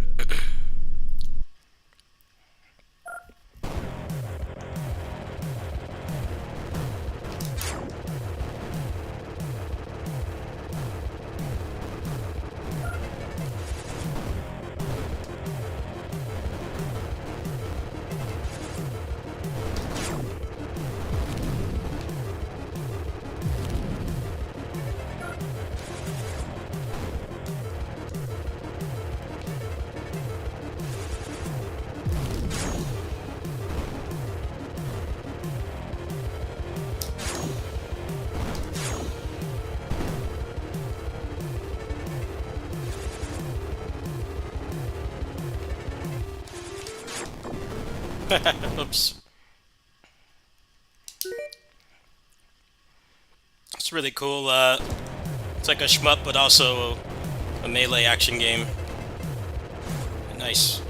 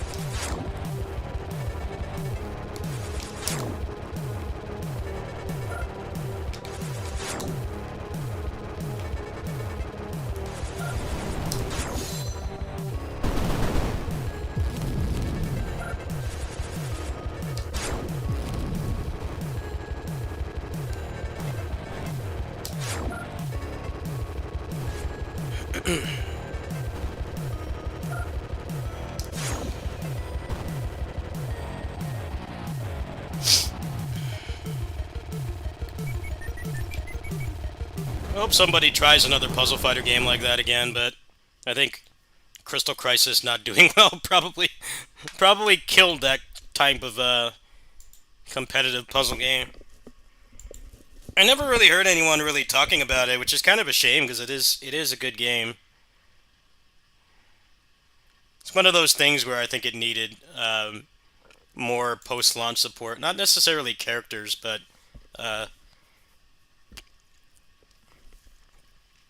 just like balancing it out. I don't really care about the achievements because it's one of those games that commits the sin of having online achievements, which I don't know if that game was ever alive.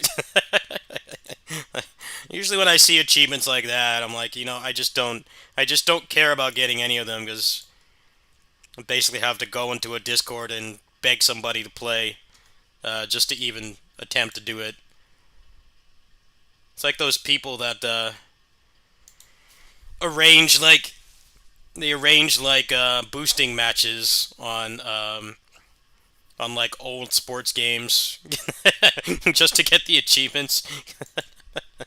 I'm like, I probably could do like all the achievements in that game, but as soon as I saw like, oh, we need you to win like 30 ranked matches, I'm like, well, that's like impossible unless I like pay somebody to let me sandbag. I don't know why games do that. I feel like a lot of people do still care about achievements. I personally don't, but alright, let's I gotta get up lossless scaling. Give me a sec.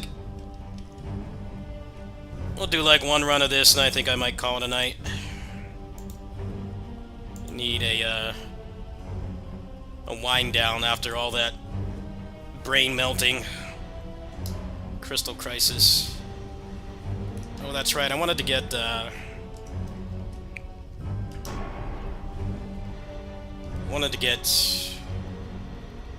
can't think right now. I wanted to get Traversal 4.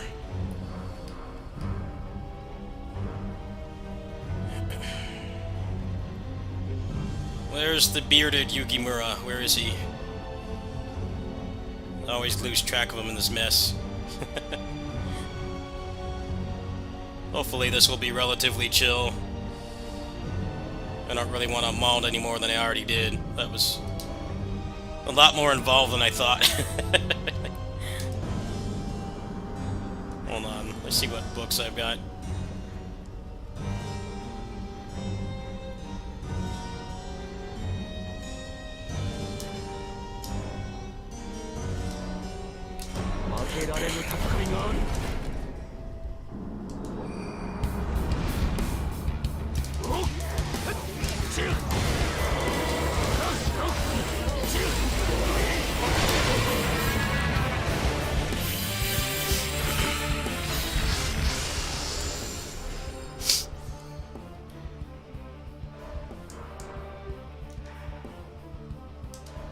俺も働くか。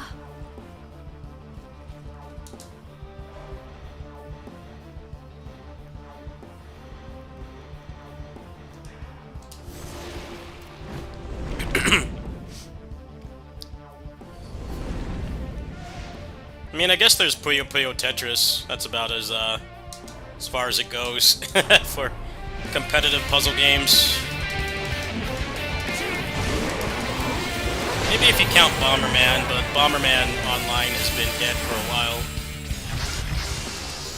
while. They put out a new Bomberman, what was it, like, earlier this year or last year, and it was pretty much a Frame 1 Discord fighter. I don't think Bomberman really counts anymore. Bomberman's barely alive.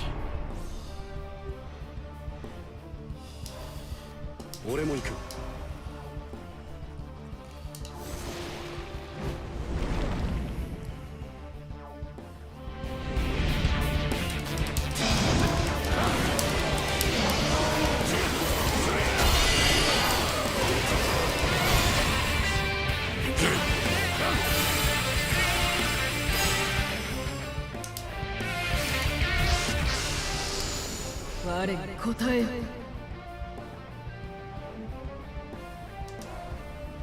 これより参戦する。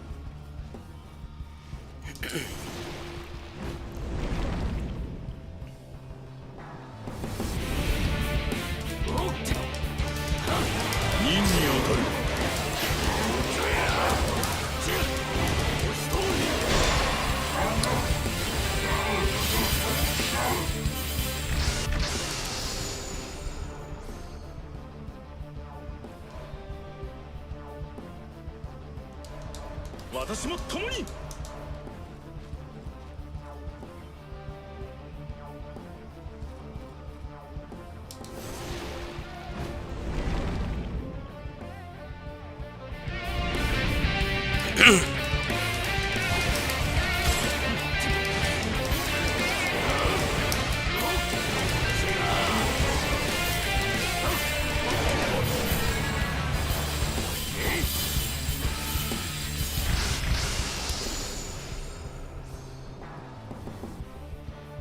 Check again, so I'm kind of not really getting a lot of good luck right now. I need a strategist.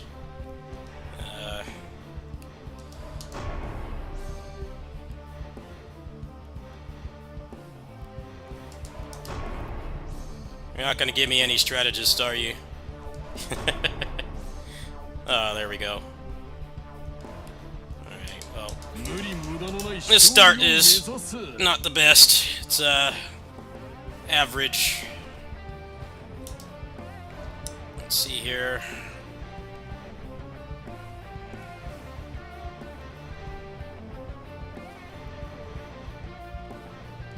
I obviously want to go fire with him, so nah,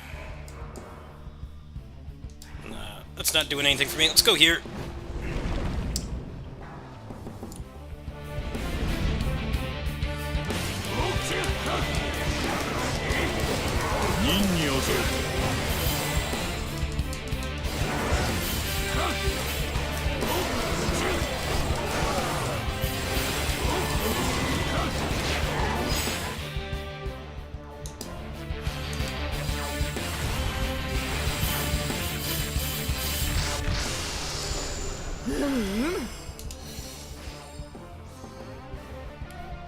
Alright, let's see here. Oh, this is just, everybody. Smash Bros. Ultimate one. Everybody is here. Alright, let's see here. No, he's not Western region. Does he have strength? No. Some hot ass here, not giving me anybody.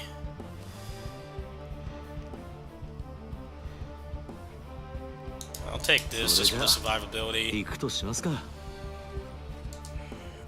Start is pretty bad right now. I guess I can go for Shingen. If it gets really bad, I'll reset and I'll do another run after this. I don't think it won't come to that. I'm already a little bit exhausted from that Crystal Crisis playthrough. I don't know how much mental stack I've got left in me right now. Now, he's got a lot of ways that he can build, but it's not giving any of them to me. It's being a troll. I don't really want summoning cooldown. Always just go like raw damage. You're not gonna give me Shingen, are you? Oh, this run is cooked. I'll do one more. I think I'm just gonna reset this run. I'll give it until the next level, and I'm gonna go ahead and reset it. This run is already pretty torched. Yeah, I don't want any of these people. I don't want any of them. Yeah, we're just gonna reset, alright? We're just gonna reset that one. That one didn't happen. That was a button check. That was a button check, alright? Absolute horrendous RNG. And really want to continue the rest of the run with no rerolls. That's just asking for it.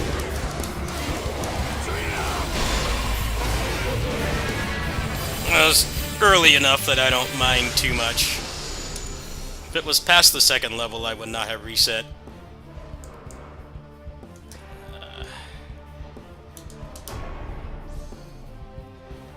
You're just gonna give me complete shit today. Is that what we're doing today?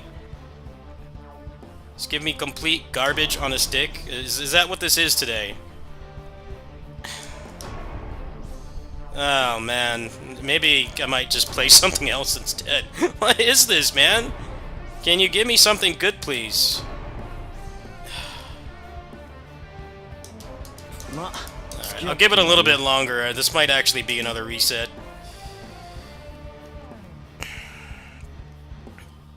He's trying to troll me extremely hard right now. The gaming deity is not pleased with me getting upset at Crystal Crisis.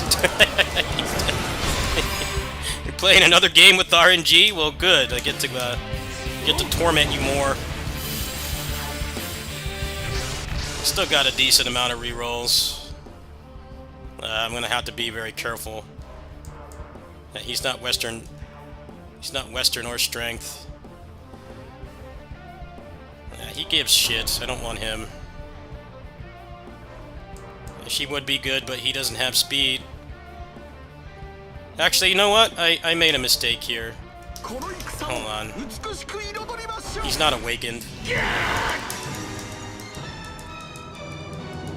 I think I just realized I'm like gimping myself by not having that. Yeah, he's not awakened. Well, that'll help quite a bit.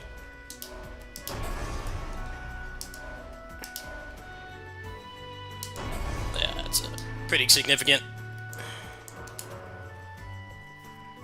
Yeah, so I'm gonna go Toyotomi. I wanna build around Toyotomi for him. Alright. I'll give this another couple tries. And if I feel like I'm getting frustrated, I'm gonna go ahead and either switch games or stop entirely. Alright, so that was partially my fault. I forgot that he wasn't transcended. I take some fault for that. Not the RNG, but I didn't even bother to check. That's my fault. Alright, so let's try to get some Toyotomi up in here.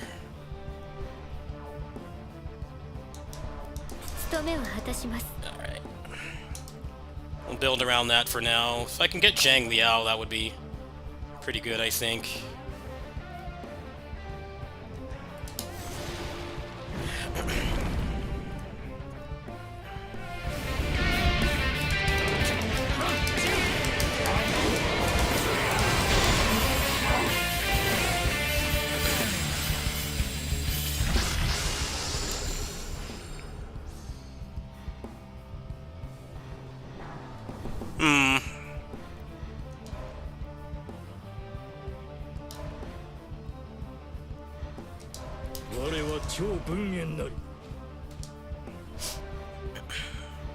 Got a couple Toyotomis in here. Yeah, I got 3. Yeah, Toyotomi is probably good, so we're gonna go for Kanbei. See if the game will decide to be nice to me. Through all the cruelty. Player cruelty. Shit drops. It's like the gacha games have been pretty nice to me, but this game and Crystal Crisis have been out for blood.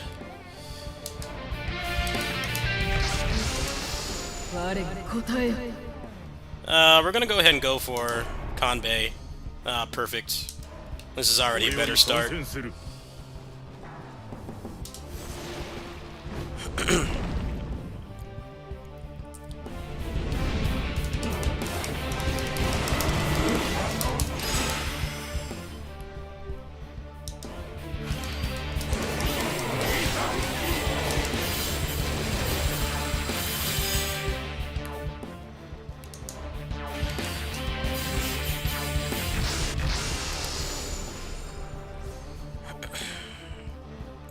Just do a refresher on what I need. Activate tactics.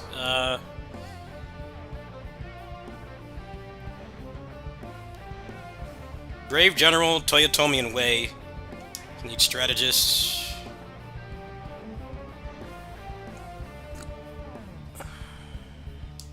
波動を行くわこの宋猛徳のみよ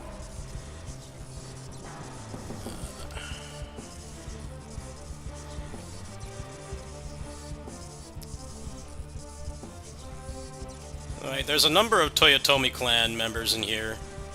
Only 2, actually. I'll go for it. Get the tactics activated pretty quick. This game starts to snowball. You ramp up really quick. 加勢しよう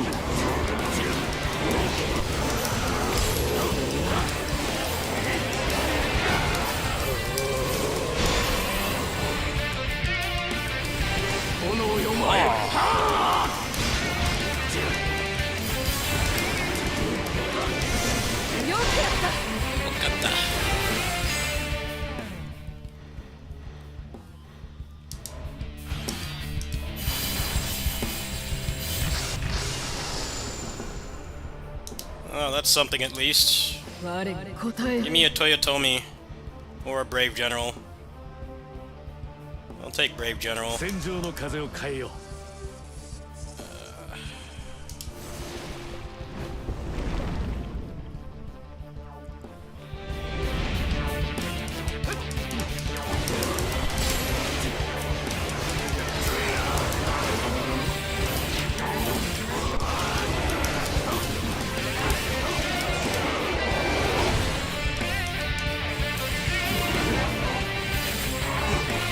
炎よ前はあ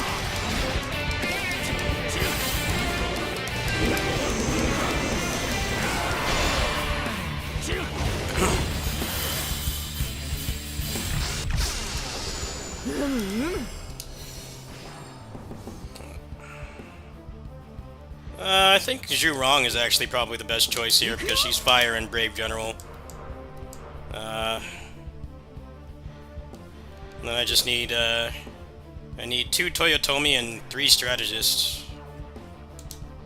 So let's see who we got here.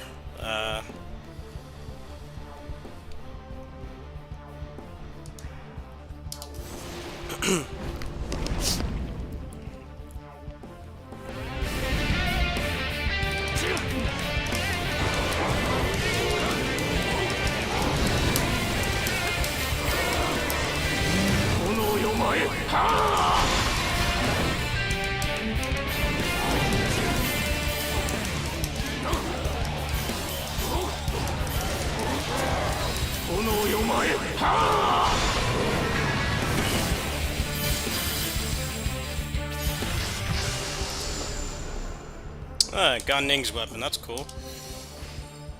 Alright, let me see who's in here again. It's been a while, I don't have it all memorized. I want Toyotomi or Strategist. I'm gonna go with Toyotomi for now.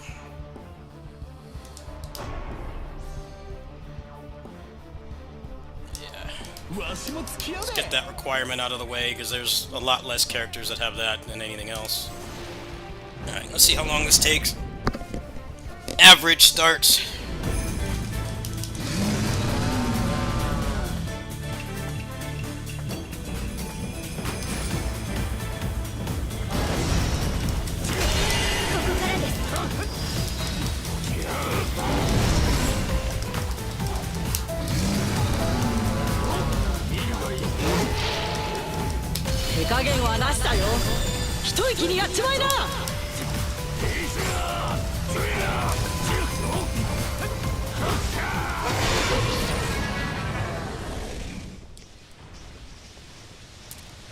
Well, that's right. I got shit luck on Aether Gazer tonight too. that was the first game of the stream. I grinded for a 10 pull and got nothing. That was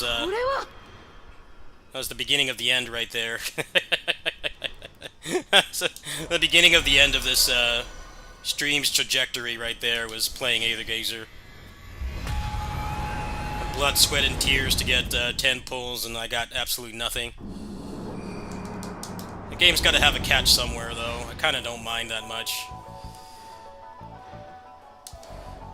The game is so free-to-play friendly and not predatory. I don't mind if getting the weapon is such a disaster. I quit Zenless Zone Zero for that game, so that should say something.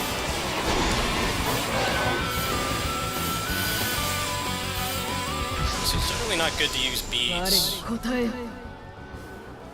Not good to use beads on generic trees like this. I guess I could just take the strategist. Take that. Let's see here.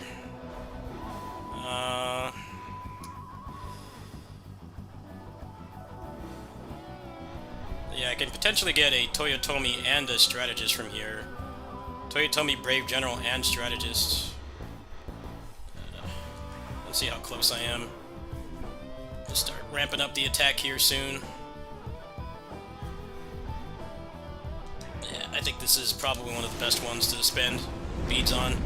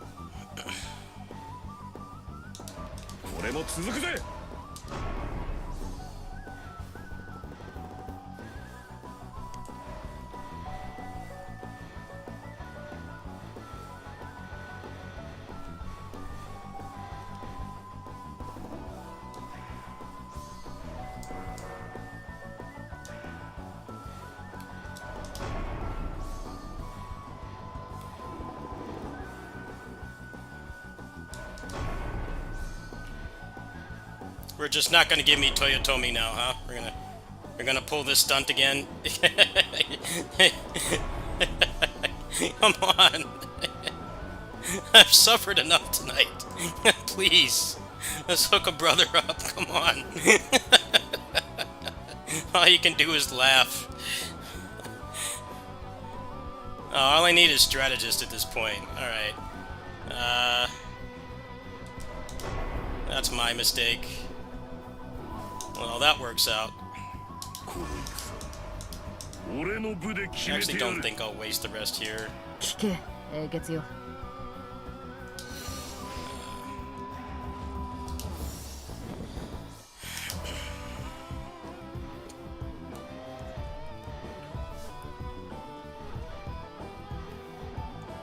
this is a pretty shit start. I'm gonna go ahead and wait for Flame to appear and burn the rest of those beads. The only thing I need now is Strategist and Brave General.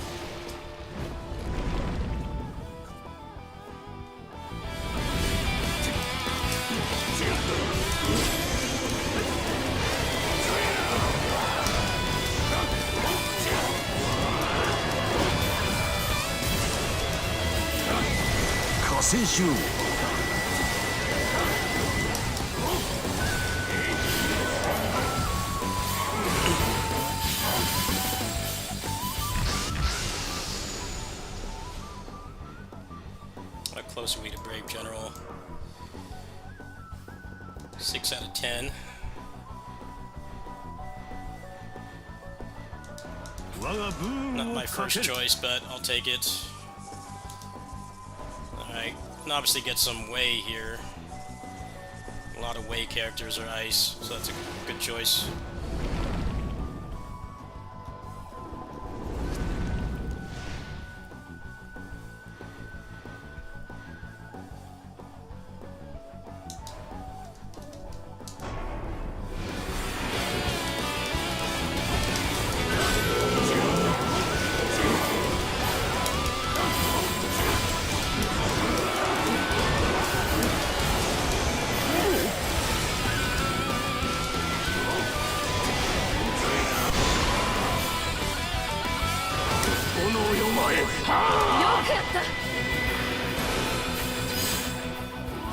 Finally, some flame. So how many do I need again? Okay, 2-way.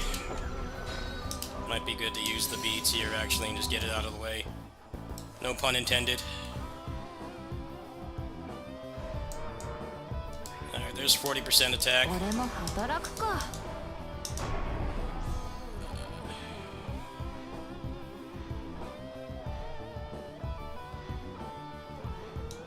過去妙才の本気見せてやるぜ。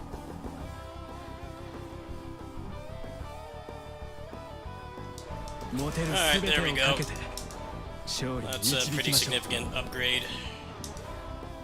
どうじゃ？ I got 50% from him.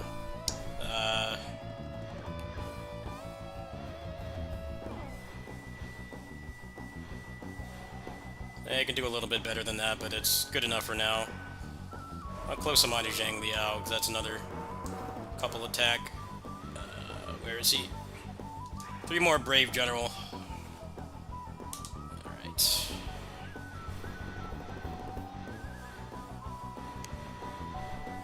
There are no Brave Generals in here.「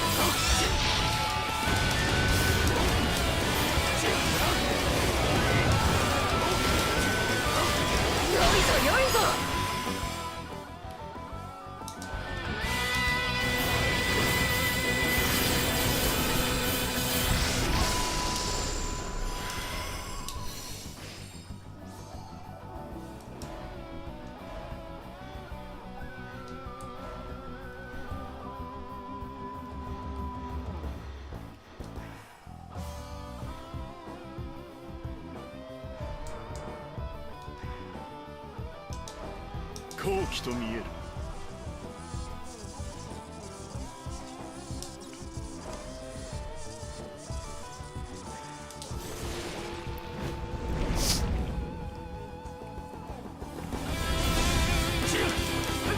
炎よ前はあ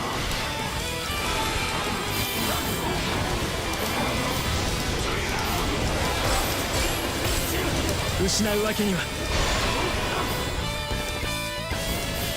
炎よ前はあ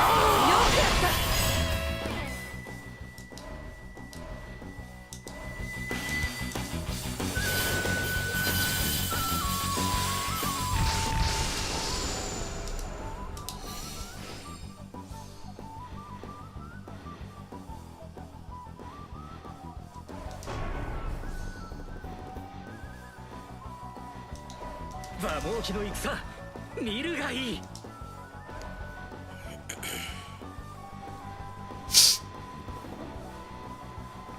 Well, there's quite a few Brave Generals in here. I need like 2 more, don't I? Yeah. So it's just gonna be a raw attack run, because it's not really giving me anything else. It's giving me mostly junk.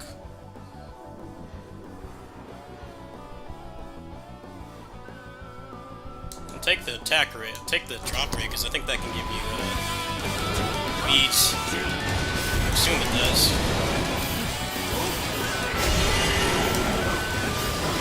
炎よ前はあ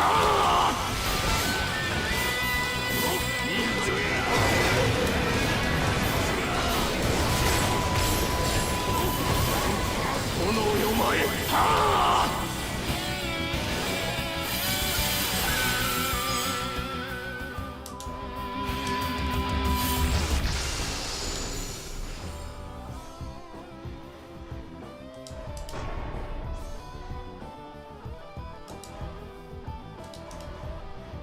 覚悟健丈の戦見せてやろう。 I want to use it there. I'm gonna say no. Running low on rerolls. I'd rather get something more beneficial.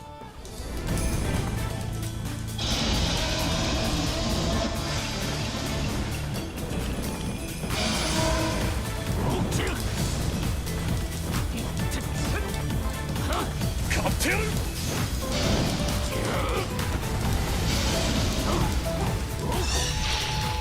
今個できた。どんどん攻撃するよ。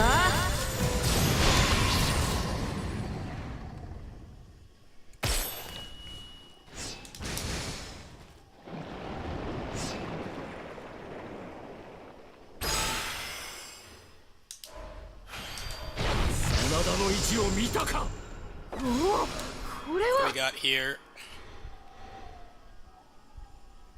Yeah, I'm gonna take this one. That's not what I wanted, but I'll take it. Only like 3 brave generals in here. There's also some Toyotomi. Let's get more Muso meter gain. I think I've already harvested most of them though. Let's see. 炎よ前。はあ。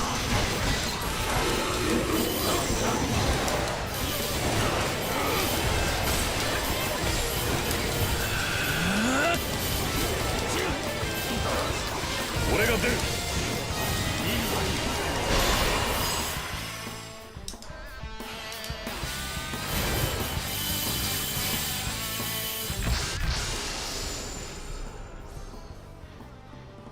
Oh, there we go. There's the extra 40%. Alright, well, I kind of have to take that. 真意により加勢いたす。 So that's another activation tactic met. He's not doing jack shit for me. Let's put him on. I heard Dazzling Bullet might actually be useful. Just for the raw damage. I think anyone else in here is really helping in any way. They're just stat sticks. Alright, so we're gonna go for Toyotomi now, I think. I don't know if there's any more of them left. There's none here.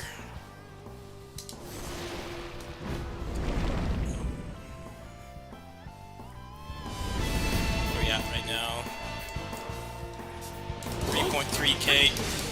炎よ前。はあ。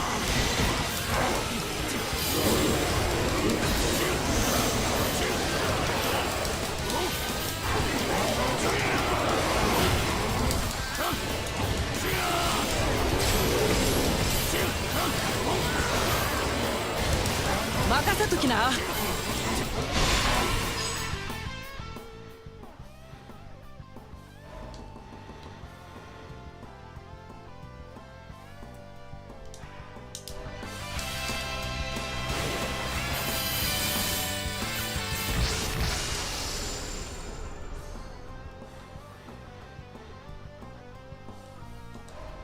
俺も最善を尽くす。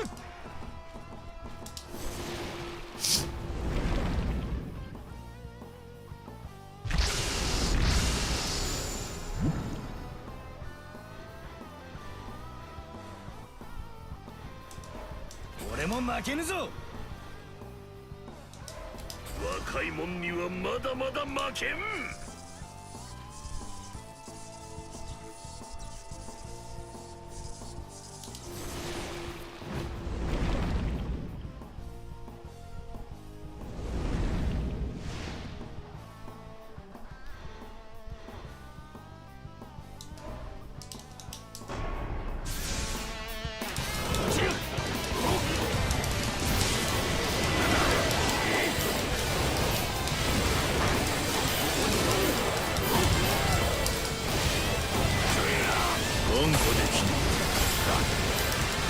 炎よ前。はあ。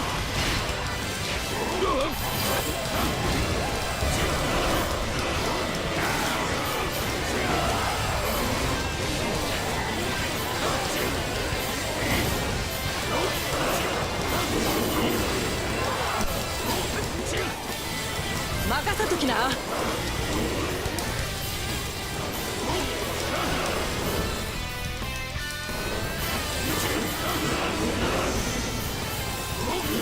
炎よ前。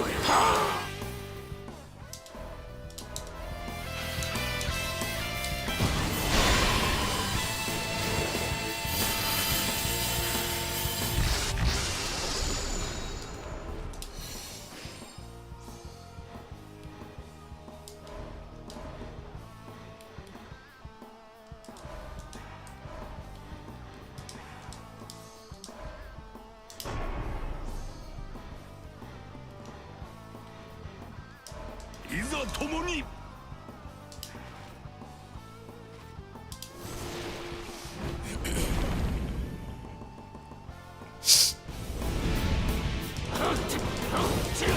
しておけぬ。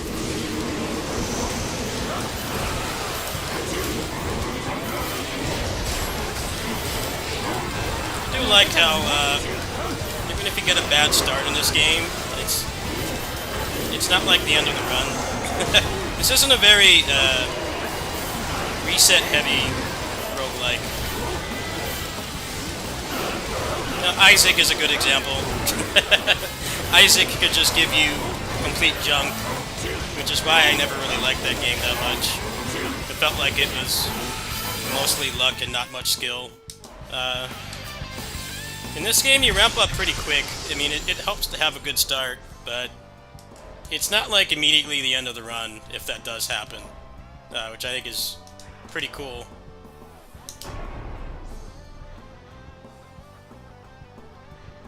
Yeah, Isaac is like, sometimes it just doesn't give you anything.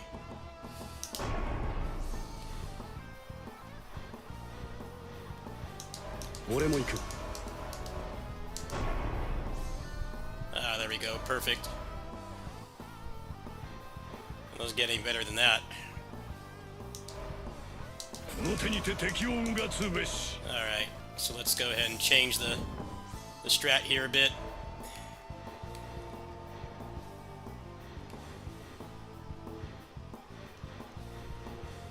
He's not doing anything for me. Let's put him on. There we go. That's a pretty good build.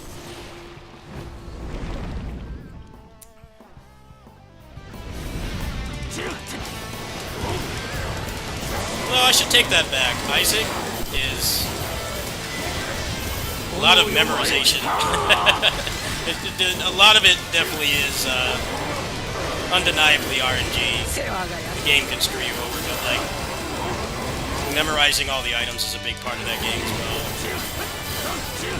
This game, not so much. It does help a little bit in this game, but you can get by without it, I think. よくやった。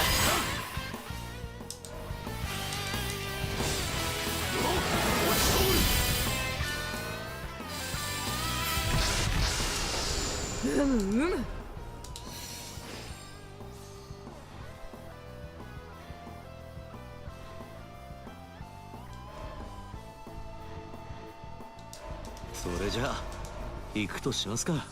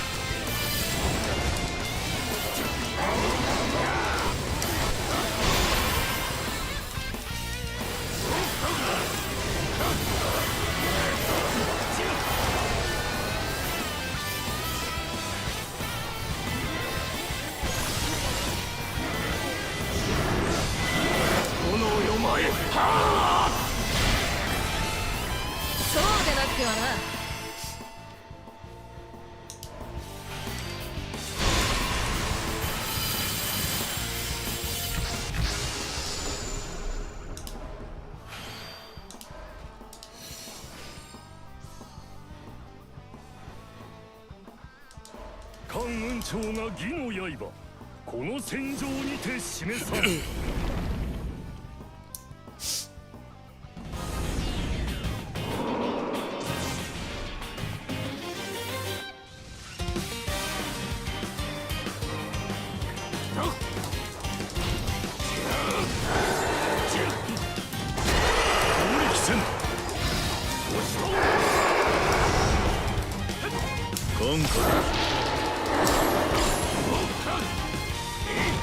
一息に乗り込め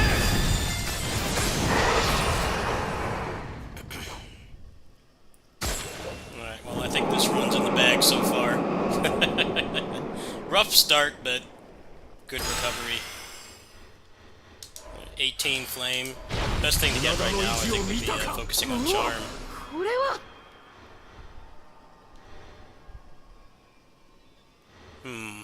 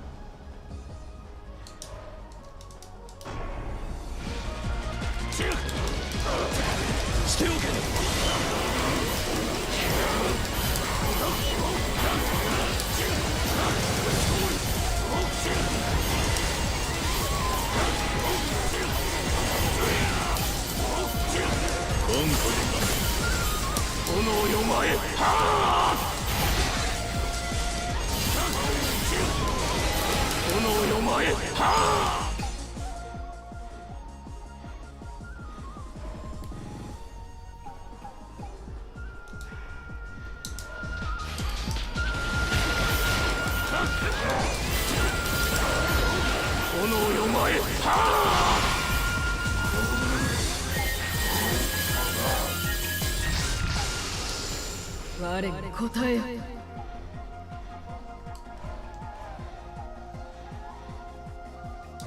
連飛と長飛の出番だぜ。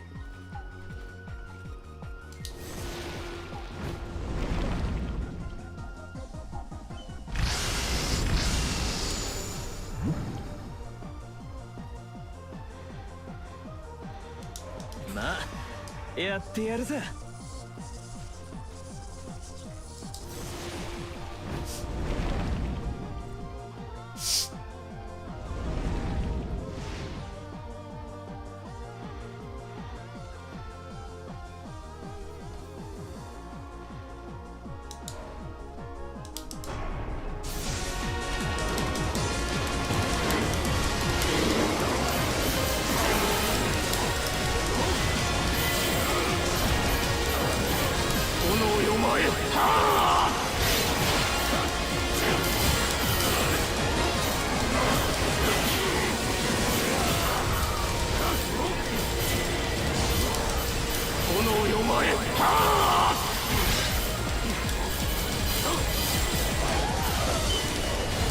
世話がやる。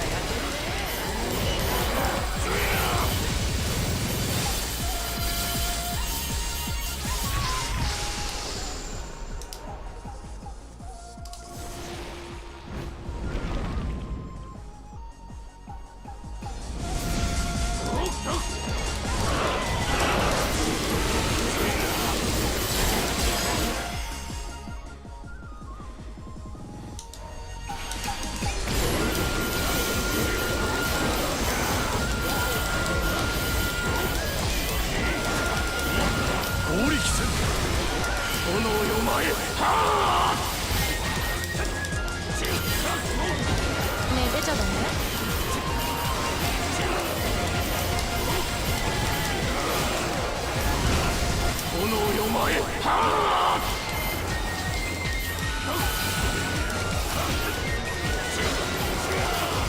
超噴煙水産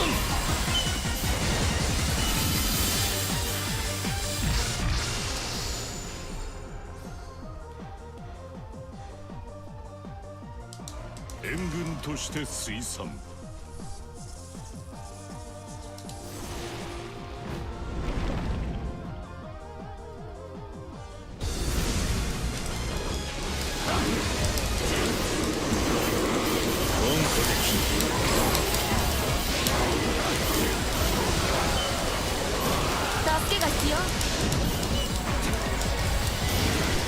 よ前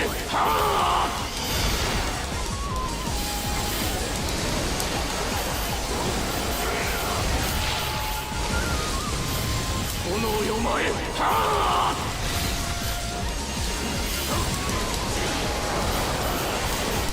炎よ前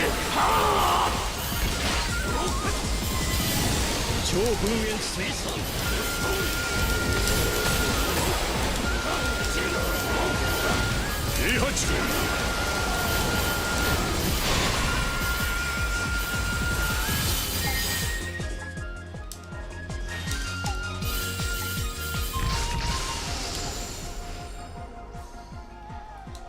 大谷業務参上した。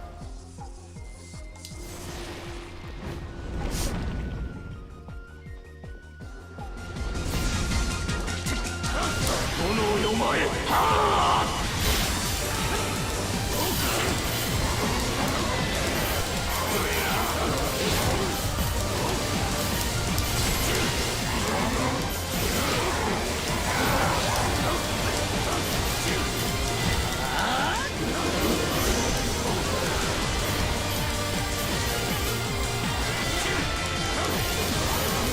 炎よ前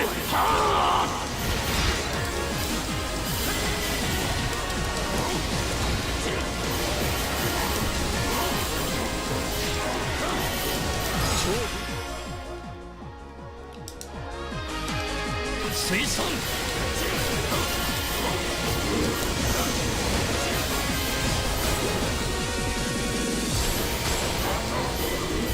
炎よ前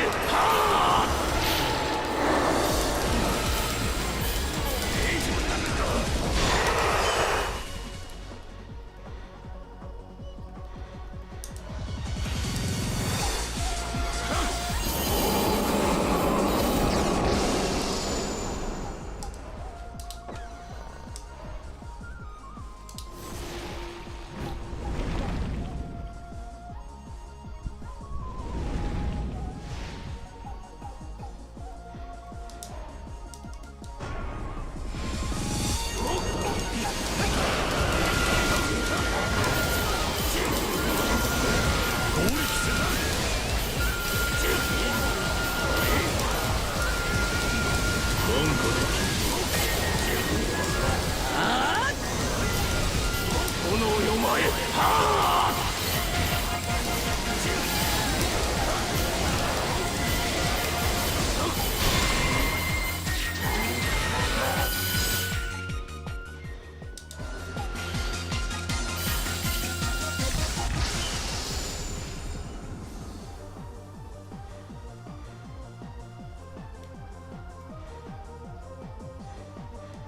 色男は勝つってね。伝本書の出陣である。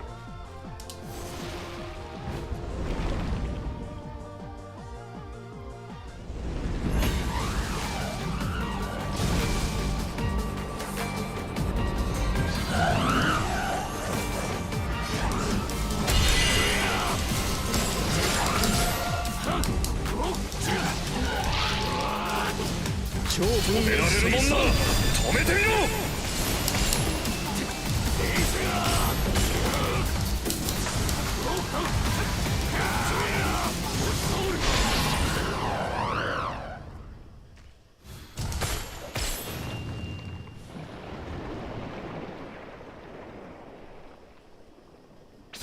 真田の意地を見たか。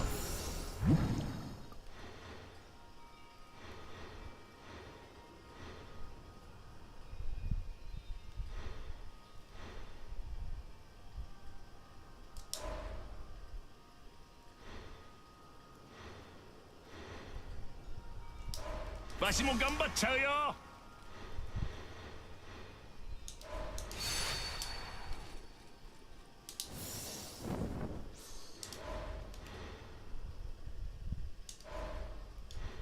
うん。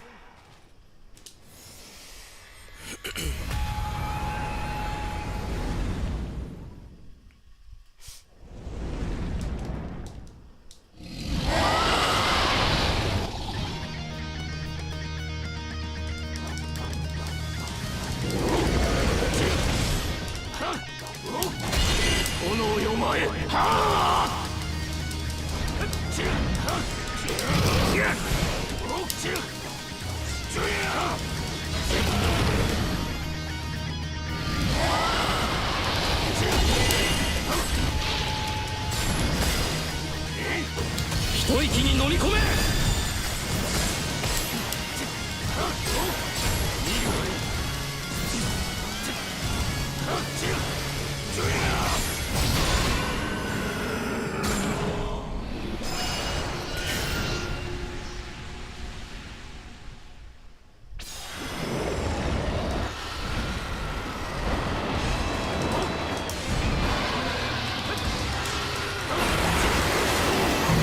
炎よ前。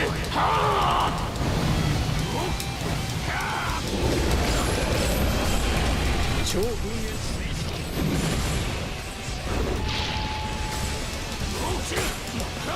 任せときな。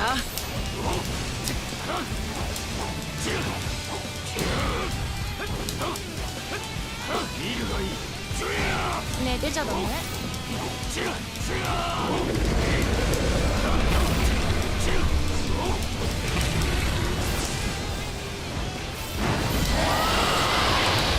炎よ前。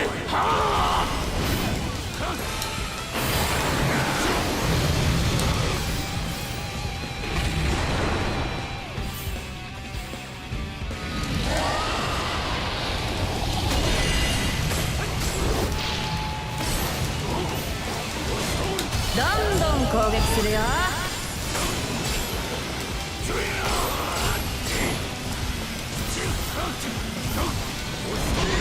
GG's. GG. I think Crystal Crisis was more difficult than that. That was the real hard game this stream. This was pretty chill. Some bad RNG at the start there, but it all came together. I made the right decisions. Alright, cool. That's Traversal 5 unlocked.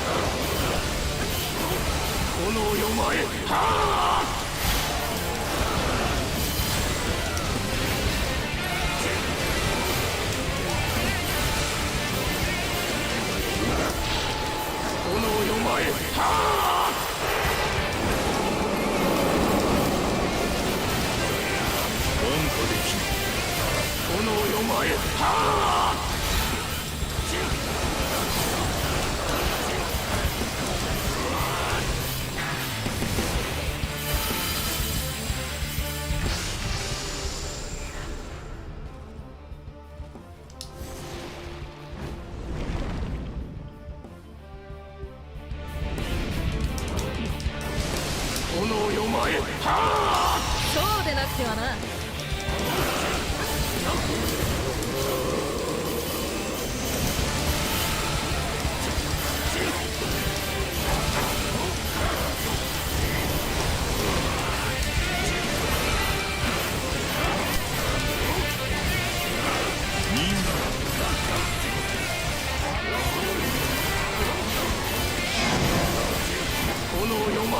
そうでなくてはな。炎よ前。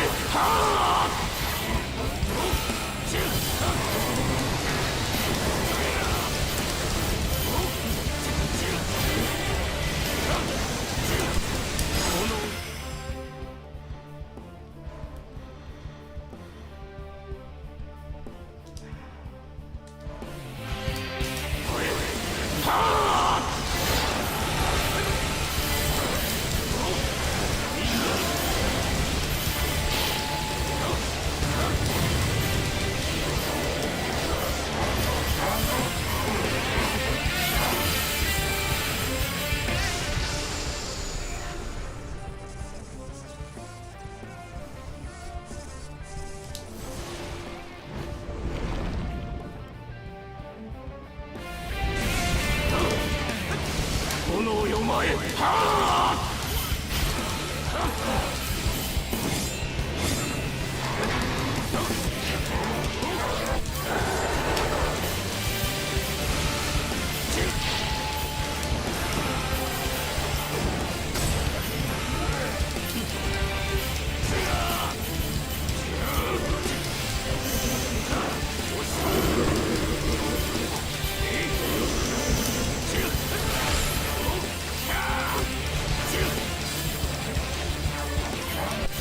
炎よ前。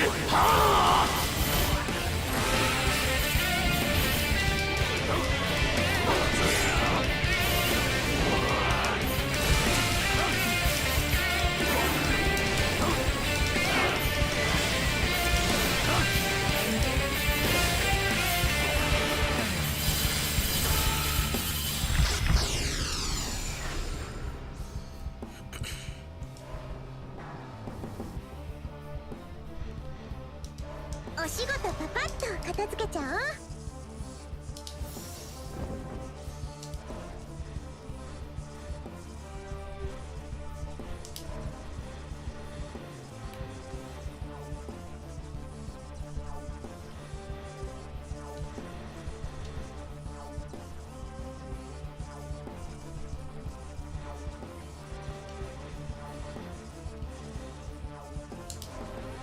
うん。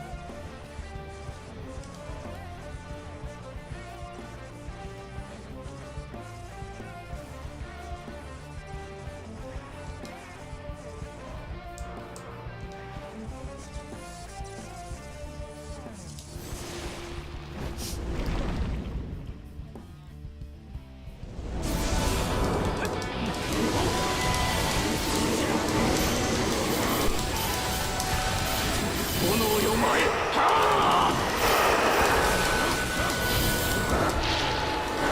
どんどん攻撃するよ。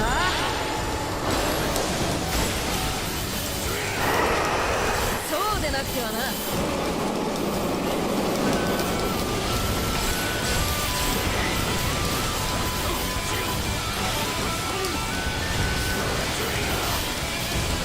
真田の覚悟。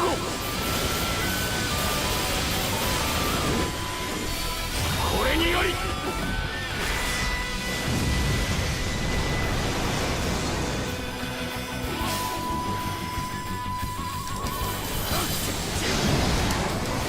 炎よ前。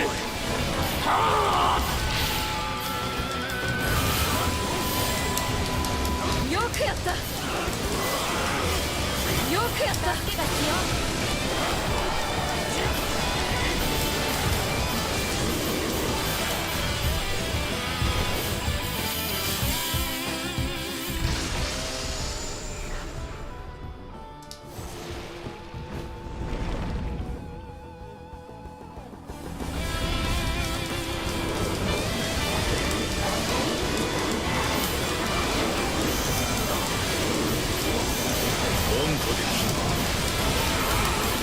炎よ前。止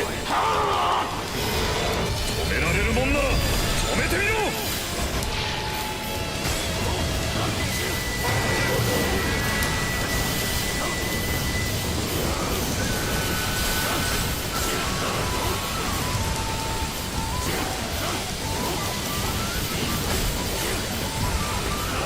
真田の覚悟。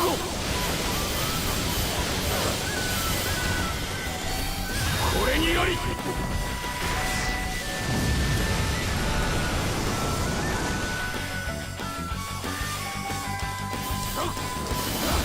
超群煙水産本気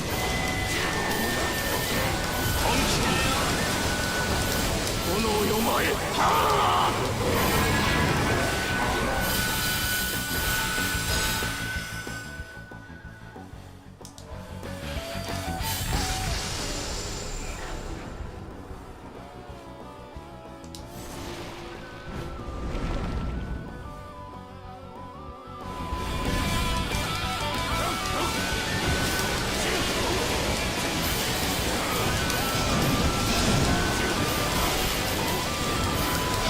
炎よ前は手加減はなしだよ。一息にやっちまいな。そうでなくてはな。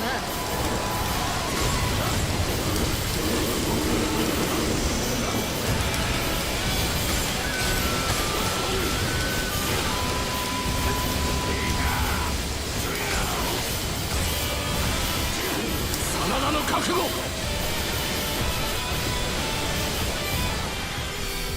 これにより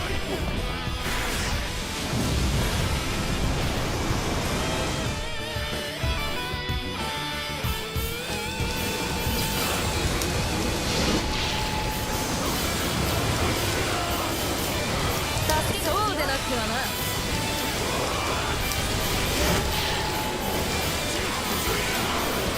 よいぞよいぞ。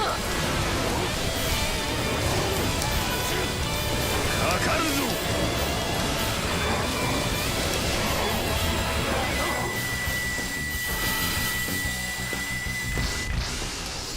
我が答えよ。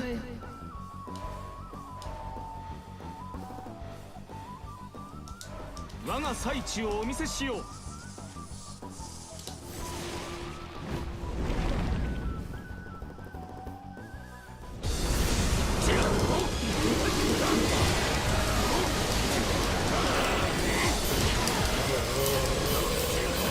手加減はなしだよ。一息にやっちまいな。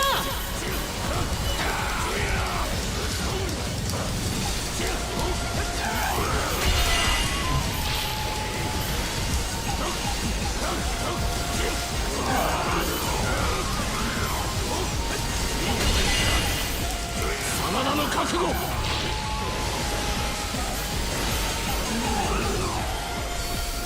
れにより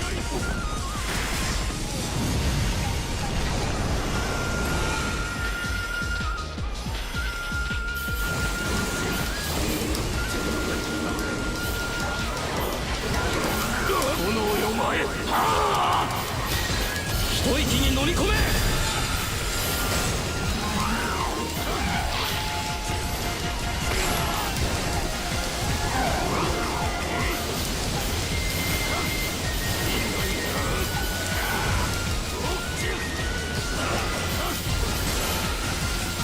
真田の覚悟こ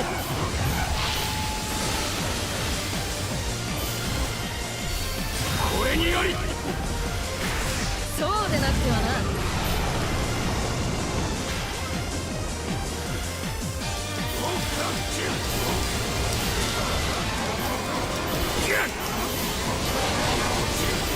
炎よ前手加減はなしだよ。一息にやっちまいな。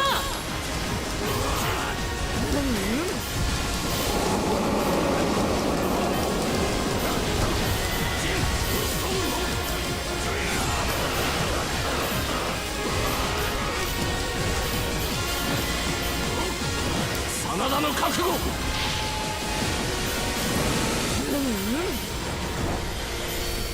これにより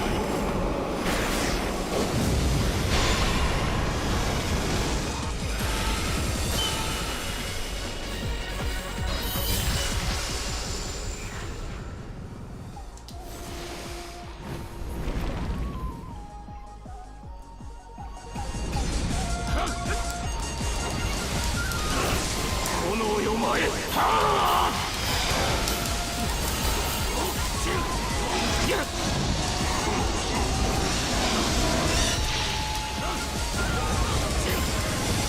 炎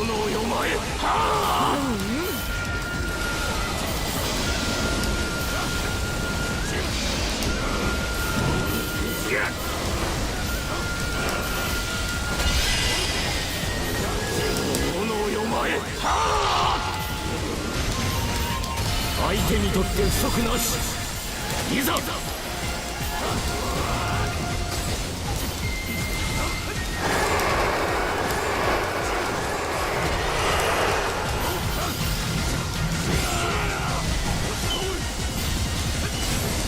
真田の覚悟。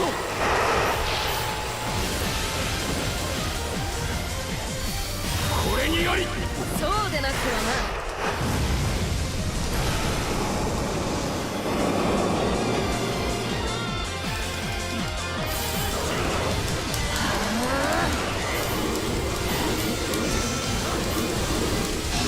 炎よ前。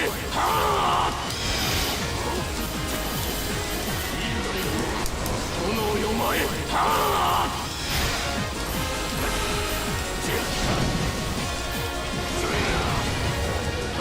止められるもんなら止めてみろ。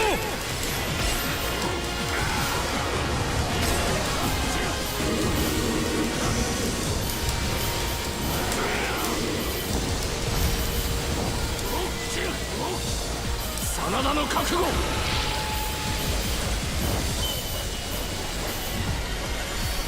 これにより。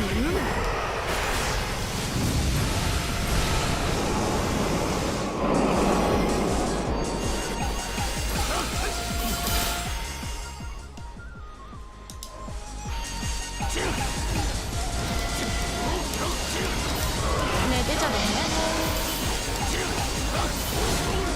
炎よ前。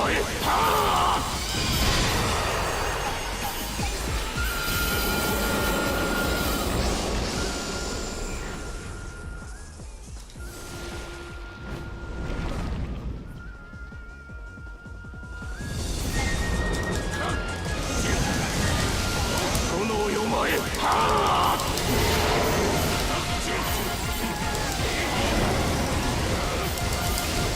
手加減はなしだよ。一息にやっちまいな。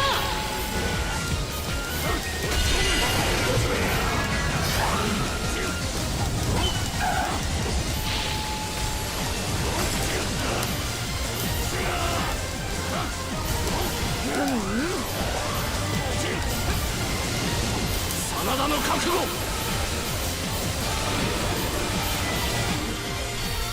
これにより。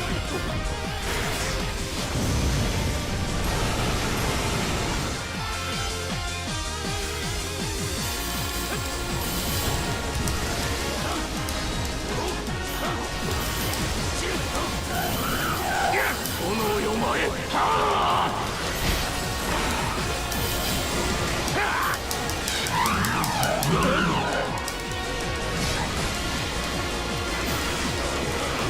炎よ前。どんどん攻撃するよ。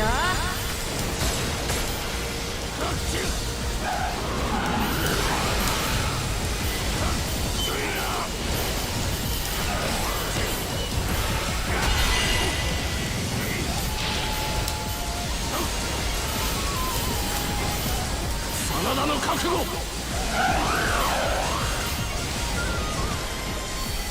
これにより。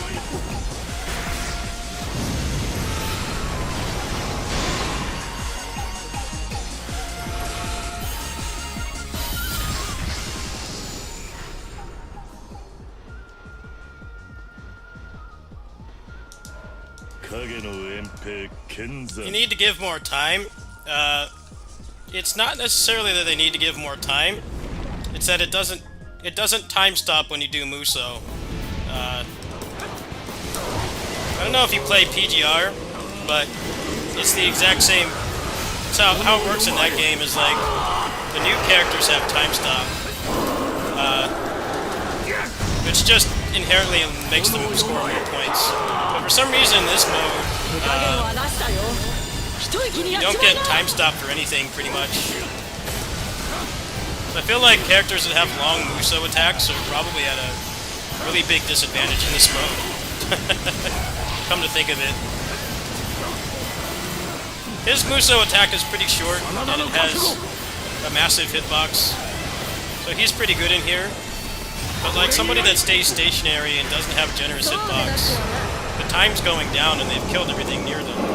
So they're not getting any points, you're not getting any kills. Yeah, I don't quite understand why they don't have time stop in this mode.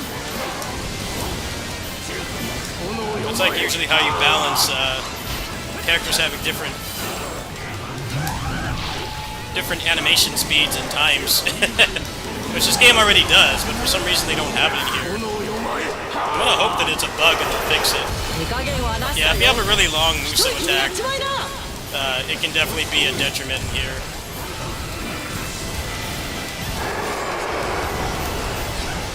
This thing stops spawning around you eventually. You have to actually move and seek out something else. And you can't do that if you're locked in an animation. And the time is not going down. Also, I think the bosses should get more time. The game tells you you need to fight the bosses, but they take more time to kill than what they give back.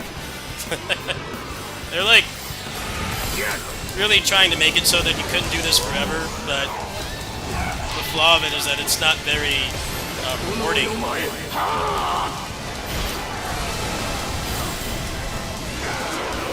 If you take down a boss instantly, you break their shield and you immediately kill them, you're not getting more time than you spent.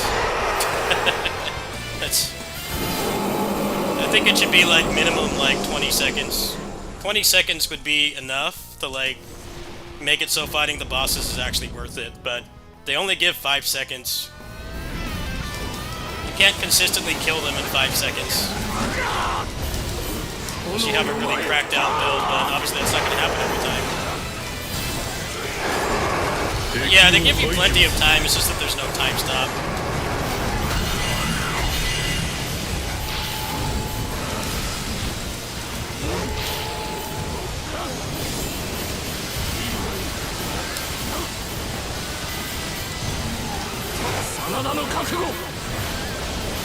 Exactly, yeah, that's the problem.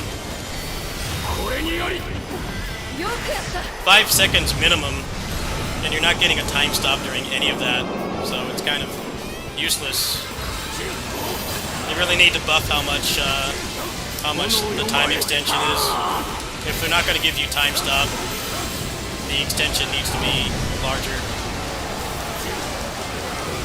They knocked it out of the park with this update otherwise, though. I'd say this is probably the weakest part of the update. This just doesn't feel...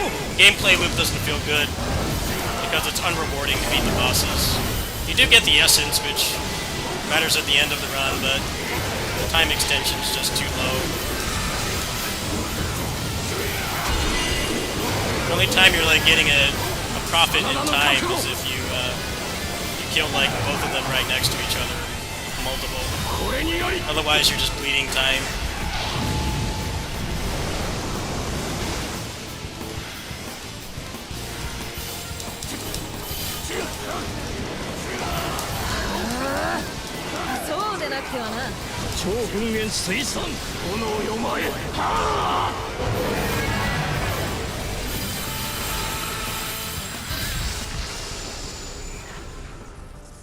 If they gave 10 seconds every 100 KO, you could play the game forever. It's a tough thing to balance. A tough thing to balance between it being play forever and then like this where it's balanced like an arcade game where, you know, they put systems in place so that you can't stay on the machine forever. Puzzle Fighter's a good example. Like a good Puzzle Fighter match could go on for like minutes. And there was no actual timer in that game, so what they did is they made it so the longer the match goes on, the faster the gems drop. Like, this is not an arcade game, it's a one-time purchase, flat rate game. So I don't know why it's designed like this, where it's impossible to really gain time. You're probably getting a couple minutes throughout this entire run, if even that.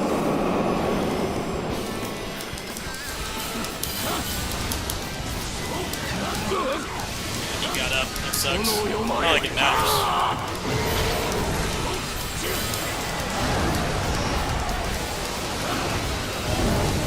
そう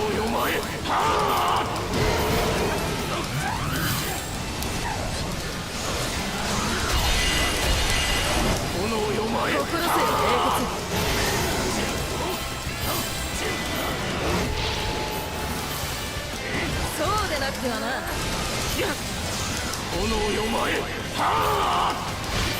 敵を排除する。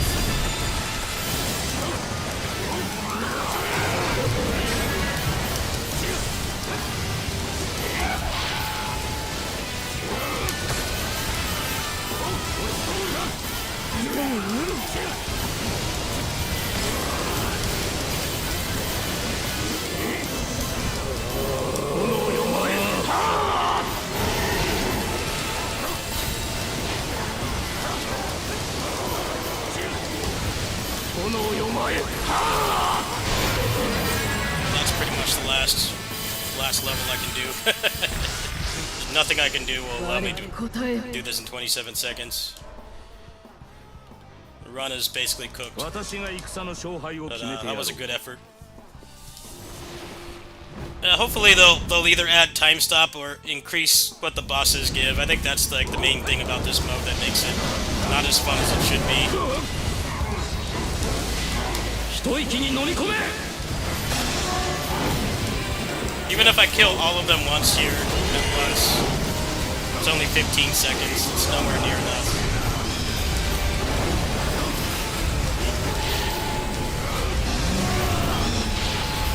真田の覚悟。 That's it. Kind of unsatisfying. The game tells you you need to seek out the bosses. It's like, but why? what point is there in seeking out the bosses? there is no point. Give me a measly 5 seconds for getting that far.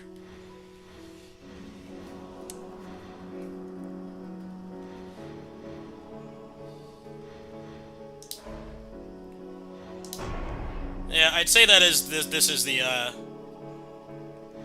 weakest part of this update. Everything else they like really knocked it out of the park, but this just the gameplay loop is just very unrewarding.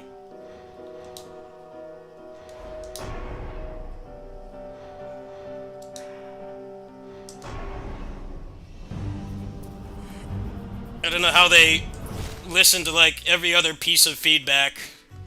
People telling them that like a lot of things about this game are very frustrating, and then like they make a new mode. It's like, yeah, people wanted an end game mode where you don't constantly nerf yourself, and like the nerfing yourself, the other mode, the Torment, is like it's a cool concept, but it's ruined by the fact that it just becomes Muso spam. So it's very mind-numbing. It's not like this game has like nowhere near as deep combat as Entropy Effect, but I find the depths of Torment very mind-numbing because you basically just spam Muso. It's the only thing that's really viable when you can get yourself down to 1 HP, and then there's all the RNG with whether the game gives you debuffs that don't like completely end the run. So it's cool that they added an opposite where like you get to keep all your stuff and you don't get weaker, but the gameplay loop just doesn't exist because you get shit for beating the bosses. You don't get anything. I guess they wanted to make it so Torment isn't completely useless to go through, but yeah, it's pretty lackluster, unfortunately. I don't know, it's just like they designed it like an arcade game, but in an arcade game, getting time extension was way more rewarding. This feels like they wanted to take inspiration from an arcade game, but they didn't do it properly. Now we're gonna go ahead and transcend him because I'm gonna use these two to get through everything. Get a bunch of embers and everything. I'm gonna use those two characters. So I like the most OP.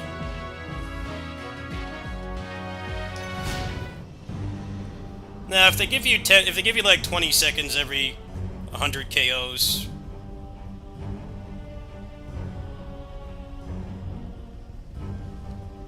then you would basically never be able to stop playing. It's a tricky thing to balance, which is exactly what arcade games are like. Or definitely were arcade games that you could play like forever, and arcade owners didn't like that because they're making more money by constantly getting people off the machine, which is why fighting games were popular, because you could have like some turbo nerd on the machine all night or all day, but it basically just means that someone's putting money in the machine like every 2 minutes. Like for most other kinds of games, they would always put like systems in place that you couldn't play forever. And I guess that's what they were trying to prevent here, but they went way overboard. If you fight like 3 or 4 bosses at once and you kill them all, it should give you like a full minute. But it only gives you 20 seconds, and like by the time you're out of the animation, you've already lost it all. But the rest of this update is quite good. I'm very surprised at how much they listen to feedback. I hope this isn't the last update, but it very well could be.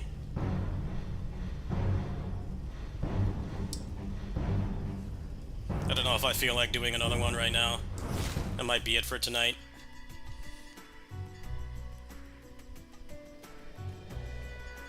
You don't need to make them stronger, they just need to make them actually give a reward, because they don't. You get a shit reward for it, and it just doesn't really make it fun.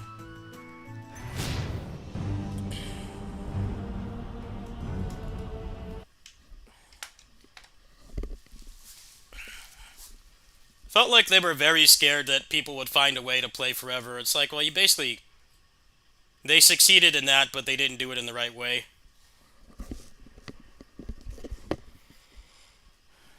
It's like if a racing game, an arcade racing game, gave you like a 5-second time extend. You know, like it doesn't... It's not rewarding. They only give you like 5 seconds. That's a shit reward. Because you can't possibly get to another time extension in 5 seconds. I don't know if there are any racing games on arcade that were that poorly designed, but they would not have done well. Well, Pole Position and Outrun and like all those games did well because the time extension was a reward for playing well, and it was enough to get you to the next one, which is like a more engaging gameplay loop than that mode I just did, where you kill the bosses and you get jack shit. Like there's zero upside to it at all. It's just... I mean, I guess you get the currency, but I don't really consider that to be enough. It's a good update overall. If they just fix that, I think. If they're gonna not update the game anymore, then they left it in a pretty good spot. They fixed a lot of the balancing issues. They gave you more permanent power. The meta currency has a basically permanent use now because you would need like millions of it to get everything. I think that they did a really great job. I don't know if they're gonna update the game anymore. I hope they'll at least fix that mode, because it's like the one thing about the game that really sucks. Like the harder difficulties are way easier now. And I don't really consider that to be a bad thing because the bosses aren't particularly challenging. It was just boring doing no damage for so long, and I think that they really fixed that. I think part of the problem is they introduced the Torment mode, which I guess they still want to keep it relevant, because like if the one I just did was better, then nobody would ever run Torment. But like right now, the benefit to Torment is that you can actually get all the way down to the end, but you basically need a Muso build, and that's not very fun. Because eventually you get yourself down to like 1 HP, so anything will kill you. So naturally the only thing that matters at that point is just how many times how often can you put out an invincible attack? That's the only thing that matters at that point. So I think both of those post-run modes have their strengths and weaknesses. The strength of Torment is that you actually can go all the way. It does end, and you get more stuff from it, but the build variety is just nothing, because really the only thing that's reliable is just spamming Muso. So if you don't have a character that does that, then you're not going to get far. And the other one lets you keep all your strength, but the gameplay loop is not working properly, so you end up just losing for no fault of your own, and you don't really get that many rewards. I'd say that's the biggest problem. I don't know how the hell you're supposed to get far in that mode. Because, like, the farther you get, the more rewards that you get, the more books that you get. Now, it kind of feels like a waste of time, to be honest. I hope that they'll get around to fixing that. Who knows, though. Still a very good update. I think taking an extra month off to not update the game was worth it, because they fixed a lot of those problems.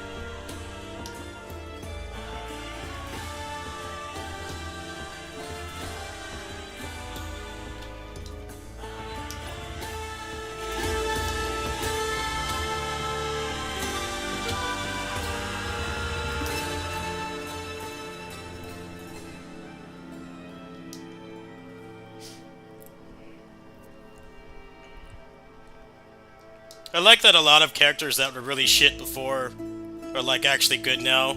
They really, they shook the balance up quite a bit. Apparently Yuan Shao is, like, OP now, so is Dong Zhuo. They're, like, actually, like, really OP characters now. That's really cool. Because, like, those already aren't very popular characters in the main games. The fight continues. Where? Screen is stuck. Oh, well, I'll play that game later then.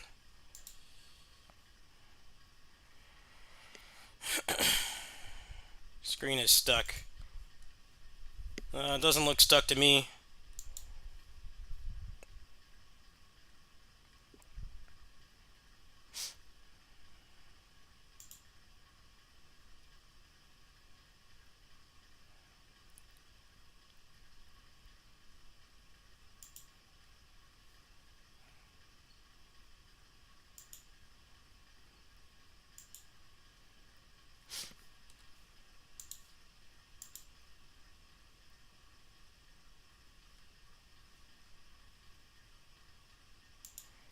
Let's see, do I feel like doing anything else, or am I tapped out tonight? What else is there to even do? Kind of ran through all the gacha games already. Don't know how much is left to do.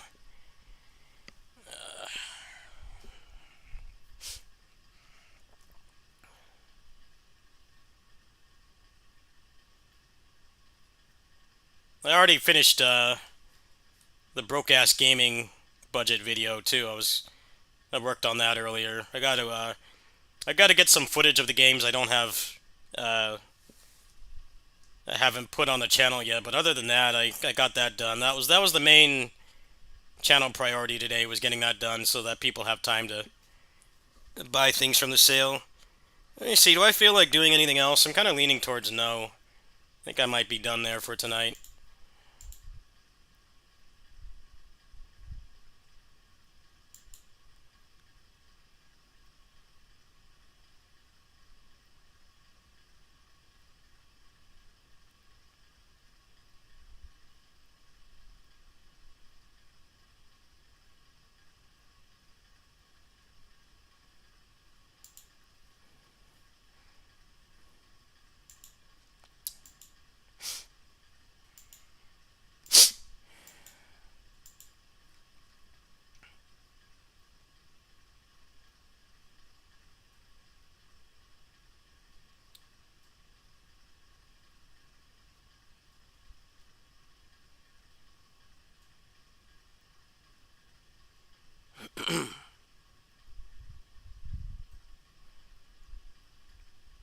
I think I'm done there for tonight.